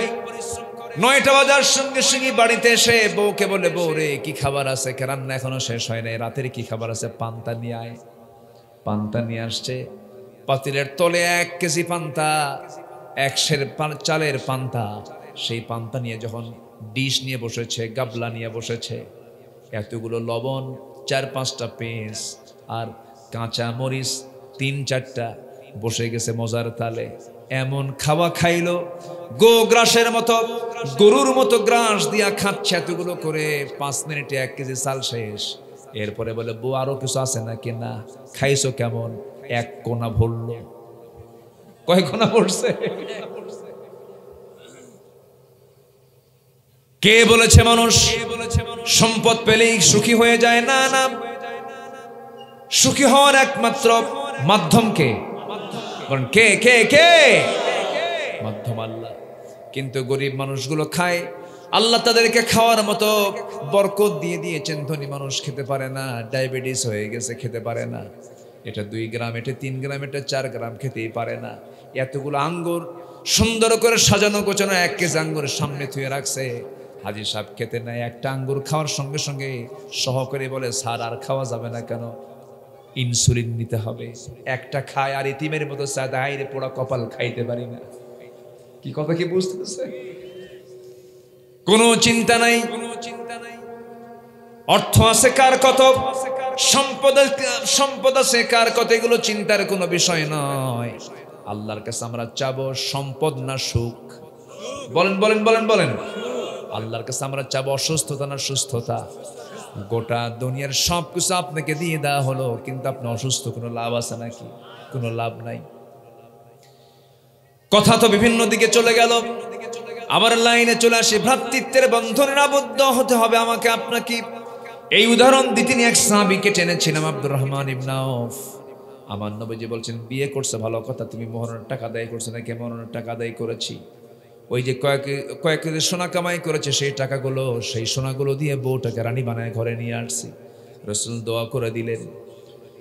আব্দুর রহমান ইবনে আউফ রাদিয়াল্লাহু তাআলা আনহু বদরে অংশগ্রহণ করেছেন, উহুদে অংশগ্রহণ করেছেন, খন্দকে অংশগ্রহণ করে চরম জখম হলেন, রক্তাক্ত হয়ে জমিনে পড়ে গেলেন। রক্তক্ষরণ আর বন্ধ হলো না, শেষ পর্যন্ত রক্তক্ষরণ হয়ে আব্দুর রহমান ইবনে আউফ রাদিয়াল্লাহু তাআলা আনহু দুনিয়া থেকে বিদায় নিয়েছেন।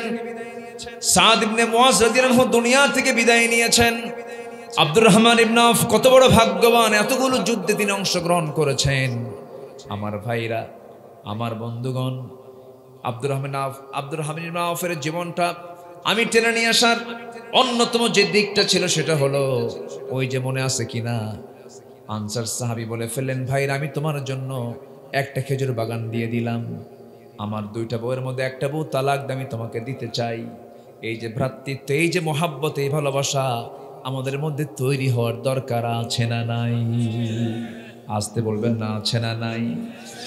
এই মহাব্বত তৈরি করতে হবে। সাহাবীদের ভিতরে ভ্রাতৃত্ব তো এত মজবুত ছিল যে তাদের স্বপ্ন পর্যন্ত এক হয়ে যেত। আমার নবীজির ইন্তেকাল হয়ে গেছে, ইন্তেকালের বেশ কয়েক বছর পর প্রথম খলিফার ইন্তেকাল হয়ে গেছে। দ্বিতীয় খলিফার আমলে ওমরে ফারুক রাদিয়াল্লাহু তাআলা আনহু, সেই সময় তিনি খলিফাতুল মুসলিমিন। সাইয়্যিদিনা আলী রাদিয়াল্লাহু তাআলা আনহু রাতের আধারে ঘুমিয়ে পড়েছেন বিছানায়। তিনি গভীর ঘুমের মধ্যে তিনি স্বপ্নের মধ্যে দেখতেছেন বিশ্ব নবী তার সামনে দাঁড়াইছেন। দরজার কাছে এসে সালাম দিয়ে বলছে, আলী বহুদিন যাবত তোমার সঙ্গে দেখা হয় না, কথা হয় না। এই কথা বলে নবীজি তার পাশে শিওরে বসে পড়লেন। অনেকগুলো খেজুর থেকে একটা খেজুর 3 আঙ্গুলে নিয়া সঙ্গে সঙ্গে সাইয়্যিদিনা আলীর মুখের মধ্যে তুলে দিলেন। বিসমিল্লাহ বলে তার মুখে খাবার উঠায় দিলেন, একটা খেজুর উঠায় দিলেন। তিনি স্বপ্নের মধ্যে খাওয়া শুরু করলেন। স্বপ্নের মধ্যে খেতে খেতেই ঘুম তার ভেঙে গেছে। ঘুমটা ভেঙে গিয়ে যাওয়ার সঙ্গে সঙ্গে, ঘুম থেকে জাগা পাওয়ার সঙ্গে সঙ্গে তিনি লক্ষ্য করে দেখেন তার জিহ্বার ভিতরে তাজা খেজুরের স্বাদ ফুটে উঠেছে। নবীর স্বপ্ন মিথ্যা না সত্য? জোরে বলেন, শুধু সত্য না মহাসত্য? মহাসত্য। তাজা খেজুরের স্বাদ ফুটে উঠেছে।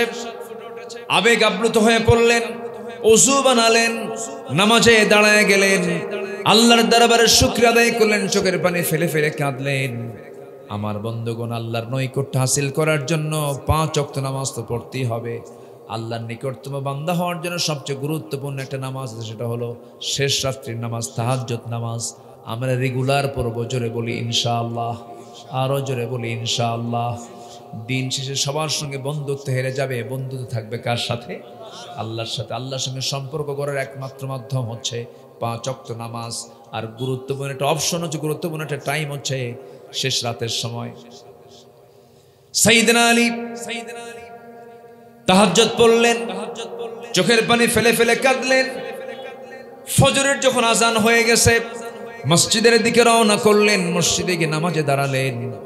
নামাজ পড়াচ্ছেন কোনো নিয়োগপ্রাপ্ত ইমাম নয়, নামাজ পড়াচ্ছেন যিনি রাষ্ট্র পরিচালনা করেন, সেই লোকটা নামাজ পড়াচ্ছেন। নামাজ শেষ হয়ে গেছে। সাইয়্যিদনা ওমর ফারুক রাদিয়াল্লাহু আনহু নামাজের মুসল্লা থেকে দাঁড়ালেন। প্রথম কাতারের সবার হাতে হাতে 2টা 3টা 4টা করে খেজুর দিয়ে গেলেন। দ্বিতীয় কাতারে তাই করলেন। তৃতীয় কাতারে গিয়া সবার হাতে হাতে 2-3টা করে খেজুর দিলেন। ঠিক মাঝখান বরাবর সাইয়্যিদিনা আলী বসেছিলেন, তার সামনে আসলেন। অনেকগুলো খেজুর থেকে মাত্র একটা খেজুর 3টা আঙ্গুলে তার মুখের মধ্যে উঠায় দিলেন। সাইয়্যিদিনা আলী কেঁদে কেঁদে বলছেন, ভাই ওমর, আগের জনকে পর্যন্ত 2-3টা করে খেজুর দিলেন, আপনি আমাকে একটা খেজুর দিলেন, কারণ কি? তাও মুখে দিলেন, এর কারণটা কি? সাইয়্যিদিনা ওমর ফারুক রাদিয়াল্লাহু আনহু চোখের পানি ফেলতে ফেলতে বলছেন, ওরে আমার ভাই আলী, গত রাত্রিতে যদি রাসূল তোমাকে একটার বেশি 2টা খেজুর খাওয়া দিতেন, আমি তোমাকে তাই খাওয়া দিতাম। মানে যে স্বপ্ন আলী দেখেছেন, সেই স্বপ্ন ওমর ফারুক দেখেছেন। জোরে কোন সুবহানাল্লাহ। ইন্নামাল মুমিনুনা ইখওয়াতুন ফাআসলিহু বাইনা আখওয়াইকুম ওয়াত্তাকুল্লাহা লাআল্লাকুম তুরহামুন। জোরে বলুন আল্লাহু আকবার। আল্লাহ রাব্বুল আলামিন বলেন, মুমিনরা হলো পরস্পরের ভাই ভাই। ফাসলিহু বাইনা আখওয়াইকুম, ভাইদের মাঝে যত জটিলতা আছে, যত সমস্যা আছে, সব সংকট নিরসন করে নাও। ভাই ভাই হয়ে যাও, বুকে বুক মিলিয়ে নাও, ভ্রাতৃত্বের বন্ধন আবদ্ধ হয়ে যাও। এবং আল্লাহর একটা হুকুমে আয়াতের মধ্যে করছেন, ওয়াত্তাকুল্লাহ, জীবনের সকল জায়গায় একমাত্র ভয় করবে কার? আরো জোরে বলেন কার? আল্লাহর ভয় আমরা করব। আল্লাহর ভয় একমাত্র জান্নাতে যাওয়ার একমাত্র কারণ। আল্লাহর ভয় যার মধ্যে থাকবে সেই বান্দা কোনো হারাম কাজ করতে পারবে না। আল্লাহর ভয় যার মধ্যে থাকবে সেই বান্দা কখনো দুর্নীতি করতে পারবে না। আজকে যদি 16 বছর খোদাভীরু শাসক যদি দেশে থাকতো, আজকে দেশের চিত্র এমনটা হতো না। দেশ স্বাধীন হয়েছে 71, আজকে 2025 সাল। দেশের 54 বছর দেশের স্বাধীনতার বয়স চলছে, কিন্তু এই 54 বছর আমরা যা দেখেছি, জাতির কি ভাগ্য খুলেছে না ভাগ্য পড়েছে? হ্যাঁ, বলেন বলেন বলেন, ভাগ্য খুলেছে না পড়েছে? পড়েছে। কিছুই তো পাইলাম না। সব টাকা দেশ থেকে পাচার হয়ে গেছে, নাই দেশে কিছু। কেউ 25 বছর, কেউ 16 বছর, কেউ 9 বছর, কেয়ারটেকার গভর্নমেন্টের কয়েক বছর, সব দেখা শেষ। কেউ কিছুই করতে পারেনি। আগামীর দেশ আমরা দেখতে চাই ভ্রাতৃত্বের বন্ধনে আবদ্ধ হয়ে একটি সোনার বাংলাদেশ কোরআন দিয়া। সবাইকে রাজি আছেন? রাজি আছেন কারা কারা? হাত উঁচু করে দেখান মুসলমান।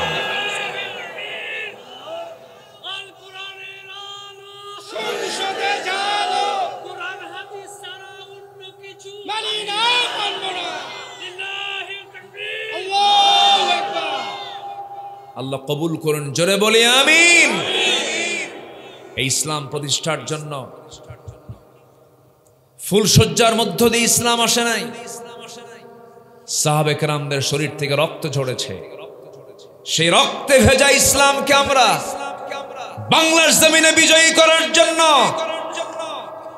দেশ স্বাধীনের জন্য যদি লক্ষ তাজা প্রাণ ঢেলে দিতে হয়, আগামীর দিন ইসলামের বিজয়ের জন্য তেমনি সেই রক্ত, বুকের তাজা রক্ত বিলিয়ে দিতে কি সবাই রাজি আছেন? সবাইকে রাজি আছেন? আল্লাহ জান্নাত দিতে রাজি আছেন। আল্লাহ পাক এমনি এমনি জান্নাত দিবেন। আল্লাহ বলছেন তুই জান দে, মাল দে, আমি তোকে জান্নাত দেব। আল্লাহ কি চাইছেন? জোরে বলেন, কি চাইছেন? জান, মাল দুটাই দিবি তুই আমারে, আমি তোকে জান্নাত দেব। জান দিবি, মাল দিবি না হবে না। মাল দিবি, জান দিবি, তাও হবে না। জান এবং মাল তুই দুটাই আমারে দিবি, আমি তোরে জান্নাত বুঝাই দেব। লিখে নেন সূরাতুত তাওবা 111 নম্বর আয়াত। একদম ক্লিয়ার কথা। আল্লাহ বলছেন আমি তোর কাছে জান্নাত বিক্রি করে দিয়েছি জান এবং মালের বিনিময়ে। জান মাল তুমি আমাকে দাও। এত সস্তা? এত সস্তা নয় জান্নাত। একটা পরিবর্তনের জন্য রক্ত ঝরাতে হয়, সফলতার জন্য ঘাম ঝরাতে হয়। ইসলাম এমনি এমনি আসেনি। বদর যুদ্ধ পাড়ে দিয়েছেন সাহাবীরা, উহুদ যুদ্ধ পাড়ে দিয়েছেন সাহাবীরা, খন্দকের যুদ্ধ পাড়ে দিয়েছেন সাহাবীরা, ৮৬ যুদ্ধের নেতৃত্ব দিয়েছেন সাহাবীরা। আমার নবীর পরিচালনায় ৮৬ যুদ্ধ পরিচালিত হয়েছে। এমনি এমনি ইসলাম আসে নাই। আমার নবীজি ভ্রাতৃত্বের বন্ধনে আবদ্ধ হয়ে মক্কা ছেড়ে সব কোথায় চলে আসলেন? মদিনায় আসলেন। নানার বাড়িতে বেড়াতে আসছিলেন? এক বছর যেতে না যেতে কি ভ্রাতৃত্ব ছিল দেখেন। বিজয়ের জন্য ভ্রাতৃত্ব প্রয়োজন। আমার সাবজেক্ট আজকে ভ্রাতৃত্ব। আমার নবীজি চলে আসলেন। এক বছর যেতে না যেতেই বদর যুদ্ধের ডাক চলে এলো। রোজার মাস। কিসের মাস বলেন তো? রোজার মাস। আমার নবীজি সাহাবে কেরামকে বলেন রোজা ভাঙ্গো। কেন হুজুর? জিহাদের ডাক এসেছে। হুজুর রোজাও রাখবো, জিহাদও করবো। রাসূল বললেন না, জিহাদের জন্য শক্তির প্রয়োজন। পানি খাও, শক্তি সঞ্চয় করো, খাবার খেয়ে নাও। সাহাবে কেরামকে রোজা ভাঙ্গায় দিলেন। কোন মাসে বলেন? কোন মাসে? জানমাল নিতে চান কে? আল্লাহ পাক। আমরা দিতে রাজি আছি না ইনশাআল্লাহ? বদর যুদ্ধের ডাক চলে এলো। আমার নবীজি সাহাবে কেরামকে এক জায়গায় করলেন। সৈন্য সংখ্যা খুবই কম, সবার কম বেশি কথাগুলো জানা আছে। 300+ কিছু সাহাবী হলো। 313 জন এখনো পূরণ হয়নি। তাও ছোট ছোট সাহাবী তার মধ্যে ছিল। মদিনার ছোট্ট দুটো ছেলে নবীর সামনে হেঁটে হেঁটে আসে। আফরার দুটো ছেলেদয়। এই দুটো ছোট্ট ছেলে এসে নবীর সামনে ফুটন্ত বুলবুল সামনে দাঁড়ায় বলছে, হুজুর যুদ্ধের নাকি ডাক এসেছে, সৈন্যের সংখ্যা নাই, সৈন্যের সংখ্যা খুব কম। আমারই কি পারমিশন দেওয়া যায়? আমাদের পারমিশন দেওয়া যায়? আমার রাসূল বললেন, পারমিশন দেব কেমনে? তরবারি ধরার মতো তো বাহুবল নাই তোমাদের, দেওয়া যাবে না। ওই দুইজনের মধ্যে বড়জন বলে, হুজুর ও লম্বায় ছোট আছে, আমি একটু বড় আছি, অন্তত আপনি আমাকে পারমিশনটা দিয়ে দেন। ছোট্ট ভাইটা বলতেছে, হুজুর ওরে যদি পারমিশন দেন আমারও দিতে হবে। কেন? ও লম্বায় বড় হতে পারে, শক্তি আমার গায়ে বেশি। নবীজি খুব খুশি হয়ে গেলেন। নবীজি হাসতেছেন, কিন্তু চোখের কোণায় পানি জমে গেছে। আমার নবীজি বললেন, ঠিক আছে, যুদ্ধে তোমরা যাবি, কে ফার্স্ট হয় দেখি। দুইজন লড়াই লেগে গেছে, মারামারি লেগে গেছে। বড়জন ছোটজনকে নিচে ফেলে দিয়েছে। ছোটজন নিচ থেকে বড় ভাইয়ের কানের মধ্যে মুখ ঢুকায় বলে, ভাই রে, তুই আমার চেয়ে বয়সে বড়, আমি তোর সঙ্গে পারবো কেমনে? গায়ের শক্তি একটু কমায় দে। গায়ের শক্তি কমায় দিল, লাফ মেরে বুকের উপরে বসে বলতেছে, হুজুর এই যে দেখেন, বড়জনকে আমি নিচে ফেলে দিয়েছি। নবীজি মুস্কে হাসি মারলেন, ছোট্ট দুইটা বাচ্চাকে বগলের নিচে রেখে আকাশের দিকে হাত তুলে বলছেন, আল্লাহ, গায়ের শক্তি নাই কিন্তু ইমানের শক্তি আছে। যেরকম সুবহানাল্লাহ। পারমিশন দিয়ে দিলেন, যুদ্ধ শুরু হয়ে যাবে। আমার নবীজি 313 জন সংগ্রহ করলেন। বদর প্রান্তরটা ছিল মদিনা মুনাওয়ারা থেকে 80 মাইল দূরে। কত মাইল দূরে বলেন? 80 মাইল দূরে। পায়ে হেঁটে হেঁটে পা গুলো ফুলে গেছে, পা গুলো ফসকা পড়ে গেছে। রমজান মাস, হাতে তরবারি নয় কারো কারো, কোনো সাহাবীর হাতে তরবারি নাই, তারা খেজুর গাছের ডাল হাতের মধ্যে নিয়েছেন। যুদ্ধে অংশগ্রহণ করলেন। যুদ্ধ শুরু হয়ে যাবে। আমার নবী যে যুদ্ধ পরিচালনা করতেছেন, বদর যুদ্ধের দিন। কাফেরদের ভিতরেও অধিকাংশ কাট্টা কাফেররা অংশগ্রহণ করেছিল। সাহাবে কেরাম এদিকে 313 জন সাহাবিকিন রাসূল যখন বদর প্রান্তরে যখন উপস্থিত হয়ে গেলেন, যে জায়গায় তিনি দাঁড়ানো ছিলেন সেই জায়গা ছিল বালুর জায়গা। আল্লাহ পাক আমাকে এই সচক্ষে দেখার তৌফিক দান করেছেন। বালুর মাটিতে যখন লেগে যায়, পাটা ডেবে যায়, হাঁটু পর্যন্ত পা গেড়ে যাচ্ছিল। সাহাবীরা বলছেন, ইয়া রাসূলুল্লাহ, যুদ্ধ করতে আসলাম আল্লাহর পথে, আমাদের পা ডেবে গেলে আমরা যুদ্ধ করব কেমনে? আল্লাহর পক্ষ থেকে সাহায্য চলে আসলো। আকাশ ঘন মেঘ জমা হয়ে গেল, বৃষ্টি নাজিল হলো। বালুর উপরে যখন পানি পড়ে, বালুটা শক্ত হয় না নরম হয়? শক্ত হয়ে যায়। গরম পরিবেশ ঠান্ডা হয়ে গেল, সুন্দর পরিবেশ তৈরি হয়ে গেছে। যুদ্ধ শুরু হয়ে গেছে। এই যুদ্ধের ময়দানে সাহাবীরা অংশগ্রহণ করলেন। 14 জন সাহাবী শাহাদত বরণ করেছেন। কয়জন সাহাবী বলেন? 14 জন সাহাবী শাহাদত বরণ করেছেন। এর মধ্যে ওই যে ছোট্ট দুইটা বাচ্চা যখন যুদ্ধের অনুমতি পেয়ে গেলেন, এর মধ্যে একজন, ওই 14 জনের মধ্যে একজন, এই দুই ভাইয়ের মধ্যে একজন শাহাদত বরণ করেছেন।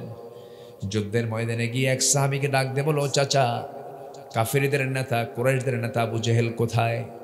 সাহাবী বলছে, আবু জেহেল দিয়ে কি করবা? ছোট্ট আওয়াজে বলতেছে, আমরা আজকে যুদ্ধের ময়দানে যেতে চাচ্ছি, কারোর সঙ্গে মোকাবেলা করার জন্য নয়। আমাদের মূল লক্ষ্য হলো আবু জেহেল খতম হয়ে গেলে আমাদের কোনো যুদ্ধ করার প্রয়োজন নাই। জোরে কোন আল্লাহু আকবার। ছোট্ট মানুষ, বড় টার্গেট। বড়জন যুদ্ধের ময়দানে ছোটজনকে বলছে, বলো চলো আবু জেহেলকে খুঁজে বের করি। এক সাহাবীকে ডাক দিয়ে বলছে, কই আবু জেহেল, কই যে আবু জেহেল দেখা যায়? বলতে দেরি হলো, সিংহের মতো গর্জন দিয়ে চলে গেছে। আবু জেহেলের দুই পাশে দুজন পজিশনে দাঁড়ায় আছে। ছোট্ট তরবারি নিয়ে আবু জেহেলের দুই পায়ে সজোর আঘাত করেছে। আঘাত করার সঙ্গে সঙ্গে আবু জেহেল ওই যে ধরাশয়ী হয়ে জমিনে পড়ে গেছে। আবু জেহেল কোমর সোজা করে আর কোনোদিন দাঁড়াতে পারে নাই। জোরে কোন আল্লাহু আকবার। কিন্তু একদিকে, এইদিকে সে বড় ভাই কাফিরদের দ্বারা আক্রান্ত হয়ে গেলেন। পিছন দিক থেকে একজন কাফের তার ডান হাতে যে হাতে তরবারি ছিল সে হাতে মেরে দিয়েছে তরবারির আঘাত। এক আঘাতে ঝনঝন করে তরবারি পড়ে গেছে। হাতটা এক আঘাতে ঝুলে আছে চামড়ার সঙ্গে। বাম হাতে চট করে তরবারি তুলে নিয়েছেন। বাম হাতে যুদ্ধ করতে করতে ডানের ঝুলন্ত হাতটা সে বারবার বাম হাতে ধাক্কা খায়। নামাজের মধ্যে, সেই যুদ্ধের মধ্যে ওই সাহাবী করলেন কি, ডান হাতটা সোজা বাম পায়ের তলে রেখে এত জোরে টান মারলেন, হাতটা ছিটকে পড়ে গেল। যুদ্ধ থামালেন না, যুদ্ধ চালাতে লাগলেন। এক পর্যায়ে দেখা গেল কাফিররা তার বাম হাতটাও কেটে ফেলে দিয়েছে। যুদ্ধ করবেন কি দিয়ে? দুই তরবারি, দুই হাতি দোনায় তরবারি ধরবেন কেমনে? ঝনঝন করে তরবারি পড়ে গেছে। কালিমার ঝান্ডা ফেলতে দিলেন না, কালিমাকে উদ্বুলন করেছেন। এক পর্যায়ে দেখা গেল পিছন থেকে একজন কাফের এসে সেই ছোট্ট বাচ্চার গর্দান বরাবর আঘাত করেছেন, মস্তকটা ছিটকে পড়ে গেল। বড় ভাই মাস দুনিয়া থেকে বিদায় নিয়ে গোটা বিশ্ববাসীকে জানায়া দিলেন, ও দুনিয়ার মুসলমান, ভ্রাতৃত্বের বন্ধনে আবদ্ধ হয়ে উখুয়াত তৈরি করে আল্লাহর জমিন, আল্লাহর দিন কায়েম করার জন্য, জান্নাত পাওয়ার জন্য জানমাল এমন করে কোরবান করে দিতে হয়। জোরে কোন সুবহানাল্লাহ। আমরা জিহাদ করব কার পথে? আসতে বলবেন না, কার পথে? আরো জোরে, কার পথে? নামাজ না পড়া? নামাজ পড়ার দরকার আছে না নেই বলেন? 5 ওয়াক্ত নামাজ পড়বেন কারা কারা? একটু হাত তুলে দেখান দেখি।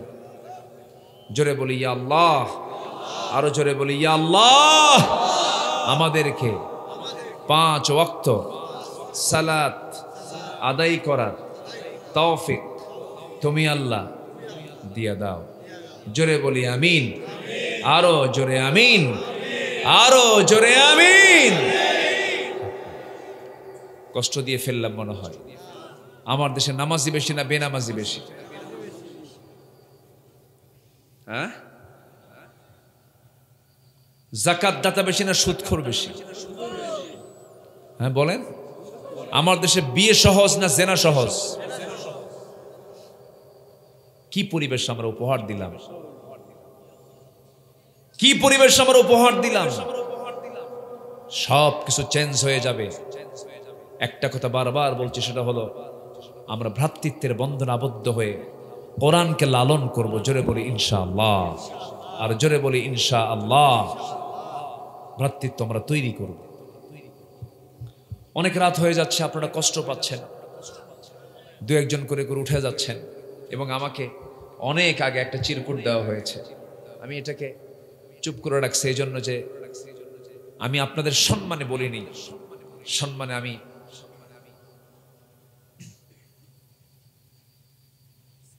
একটু পরে, জি আমরা একটা পর্যায়ে চলে আসি ইনশাআল্লাহ। এই মাহফিল প্রত্যেক বছরই তো হয় না? 21তম মাহফিল। বলি আলহামদুলিল্লাহ, জোরে আলহামদুলিল্লাহ বলেন, জোরে বলি আলহামদুলিল্লাহ। অনেক সুন্দর এই মাহফিল প্রত্যেক বছর হোক, সবাই চান না ইনশাআল্লাহ? আল্লাহ কবুল করুন, জোরে বলি আল্লাহুম্মা আমিন।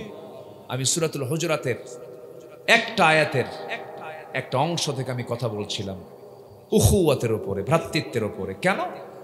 মূল লক্ষ্য হচ্ছে জমিনে কার দিন প্রতিষ্ঠা করা? আসতে বলবেন না, কার দিন প্রতিষ্ঠা করা? বদর পাড়ি হলো, বদর পাড়ি হওয়ার আবার 1 বছর পর ক্ষত সারেই নাই, সংকট দূর হয়ই নাই। কোন দেশে যুদ্ধ লাগলে সেই দেশে অর্থনৈতিক সংকট কম হয় না বেশি হয়? বেশি হয়। এই বিশাল সংকট দূর না হতেই আবার উহুদ যুদ্ধের ডাক চলে এলো।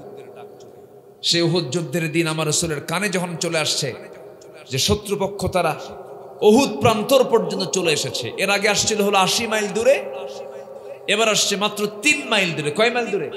3 মাইল। সেই মক্কা থেকে 450 মাইল অতিক্রম করে উহুদ প্রান্তরে এসে যখন দাঁড়ালো, নবীজির কানে সংবাদ চলে এলো। রাসূল বলেন, সাহাবীরা সব রেডি হয়ে যাও। লাব্বাইকা ইয়া রাসূলুল্লাহ। সবাই রেডি হলো। মাঝপথে এসে মুনাফিকদের একটা অংশ নবীর সামনে প্রবেশ করলো। হুজুর, কাফিরদের, কুরাইশদের সৈন্য সংখ্যা কত? বলল 3000। আমাদের কত? 1000। এই অসম যুদ্ধে আমরা যাওয়ার জন্য প্রস্তুত নই, আমরা যাব না। আমার নবীজি শুধু মুস্কি হাসি মেরে বললেন যে কে যাবে আর কে যাবে না এটা আমার দেখার বিষয় নয়, দিনকে বিজয়ী করতেই হবে। আমার নবীজি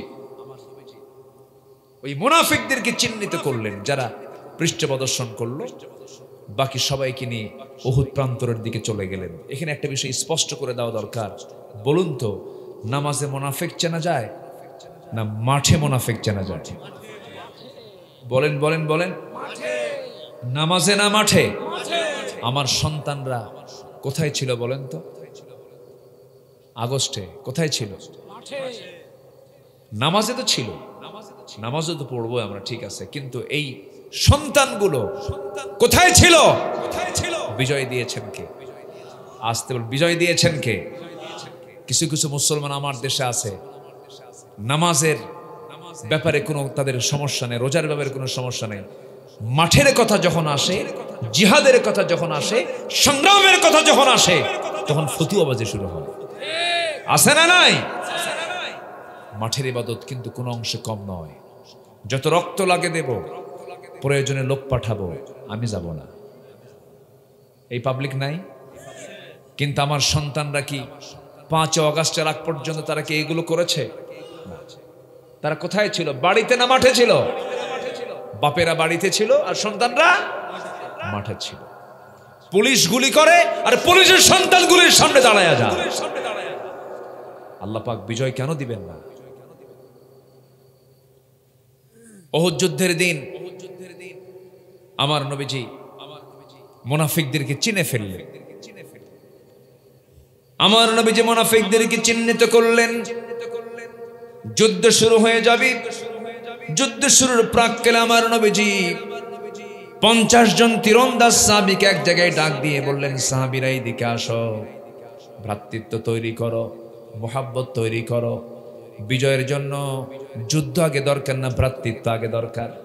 ভ্রাতৃত্ব আগে দরকার, বিয়ে আগে দরকার।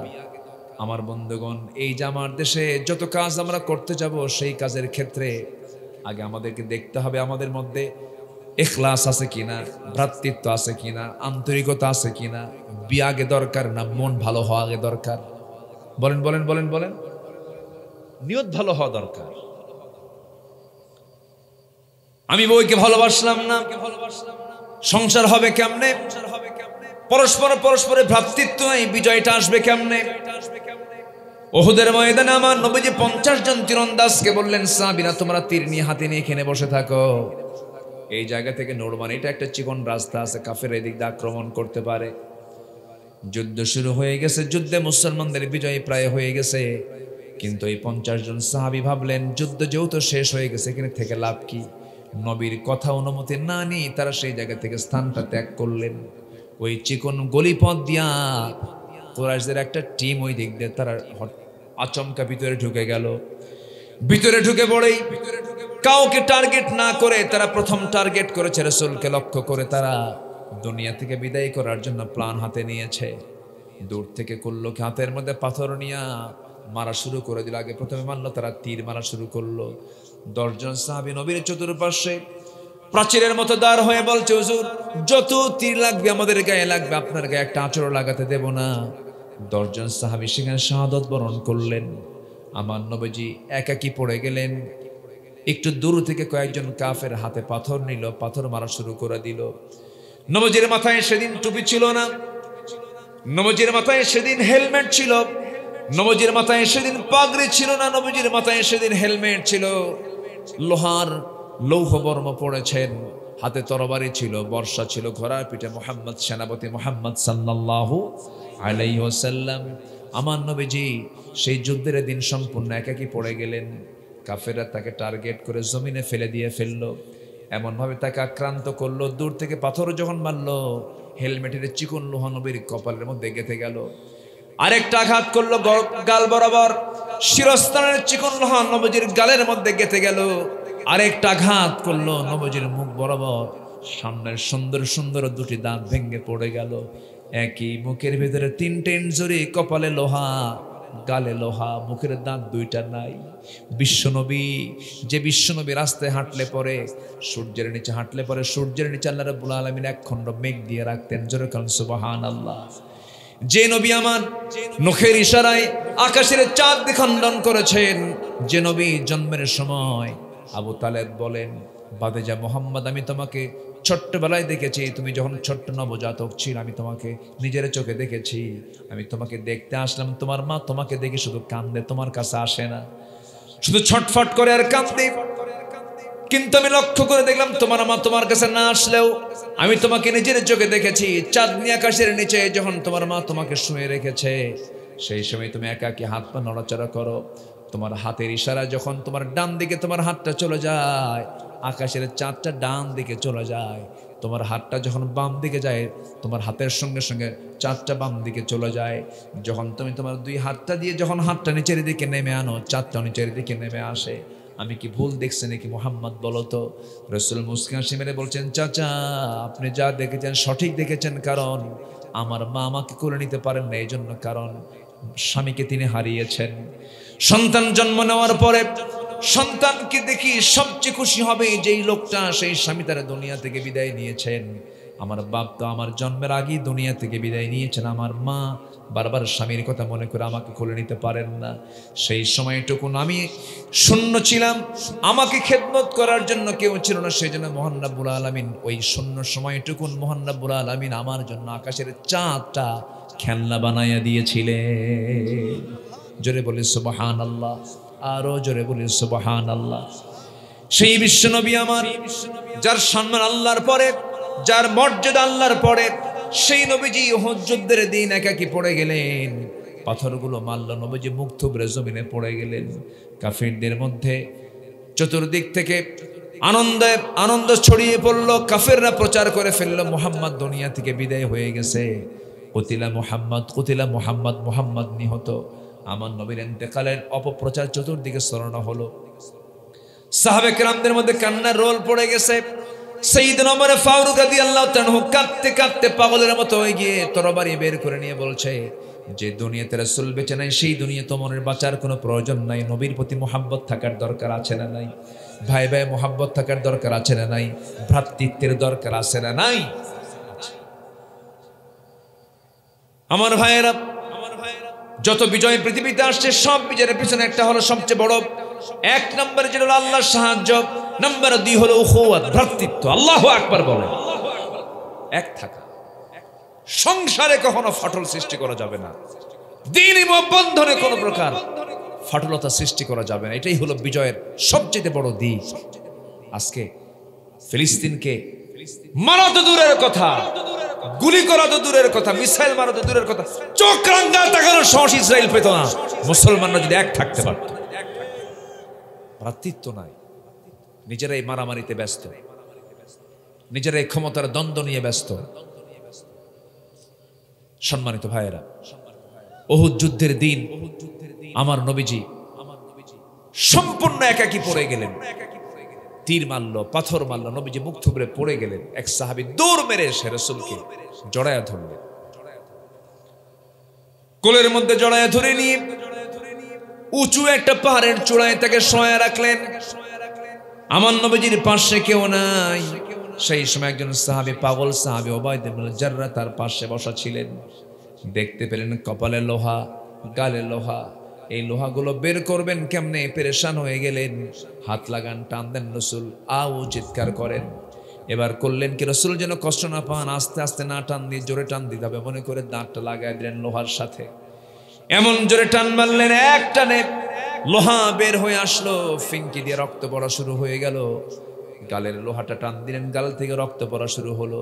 সেই রক্তগুলো জমিনে ফেলতে দিলেন না সেই সাহাবী। আমার নবীর আড়ালে, আমার নবীর চোখের আড়ালে করলেন কি, লোহা সেই রক্তগুলোকে নিয়ে হাতের অঞ্জলিতে ভরায় নিলেন। লুকায় লুকায় সেই রক্তগুলো ওই সাহাবী পান করছেন। রাসূল বলছেন, উবাইদা রে, আমার চোখে ফাঁকি দিয়া আমাকে না বলে কি যেন তুমি খাচ্ছ, কি যেন তুমি পান করছো। হুজুর, আপনার রক্ত জমিনে কোথায় ফেলবো, জায়গা পেলাম না, এই জন্য আমি পান করে নিয়েছি। রাসূল বলছেন, যে দেহে বিশ্বনবীর রক্ত প্রবাহিত, সেই দেহ আল্লাহর জাহান্নাম তার জন্য, আল্লাহর জাহান্নামটা তার জন্য আল্লাহ পাক হারাম করে দিয়েছেন। যেরকম সুবহানাল্লাহ। আমার ভাইয়েরা, হাইয়ান মাজরুহান, নবীজি চূড়ান্ত আকারে আহত হয়ে গেলেন। নবীজির মাথায় ব্যান্ডেজ লাগানো, দাঁত দুইটা ভেঙে দিয়েছে কাফের মুশরিকরা। নবীজি সেই সময় শক্ত কোনো খাবার খেতে পারেন না, সেই সময় তিনি হালুয়া খেয়েছেন। আমার রাসূল মিষ্টি খেয়েছেন, দাঁত ভাঙ্গার আগে না পরে, আস্তে কয়, দাঁত ভাঙ্গার আগে না পরে খেতে পারেন না, এই জন্য তিনি নরম করে খেয়ে নিয়েছেন। আমার বন্ধুগণ, মিষ্টি খাওয়া সুন্নাত, দুপুরে ঘুম পাড়া সুন্নাত, চোখে সুরমা দেওয়া সুন্নত, মিসওয়াক করা সুন্নত, আর আল্লাহর দিন কায়েমের জন্য রক্ত ঝরিয়ে জমিনটাকে রক্ত রঞ্জিত করা সুন্নত। এই দুই সুন্নত কখনো কি সমান হতে পারে? আসতে বলবেন না, পারে? পারে না।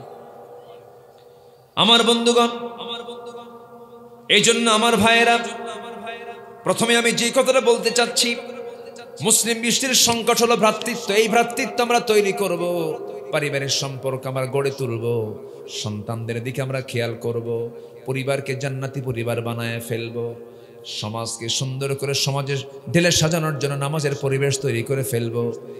যুবকরা, তোমরা আমার কথাগুলো শোনো। তুমি যে গ্রামে বসবাস করো সেই গ্রামে লক্ষ্য করে দেখবা কারা নামাজ পড়ে কারা পড়ে না, তাদেরকে দাওয়াত দিবা।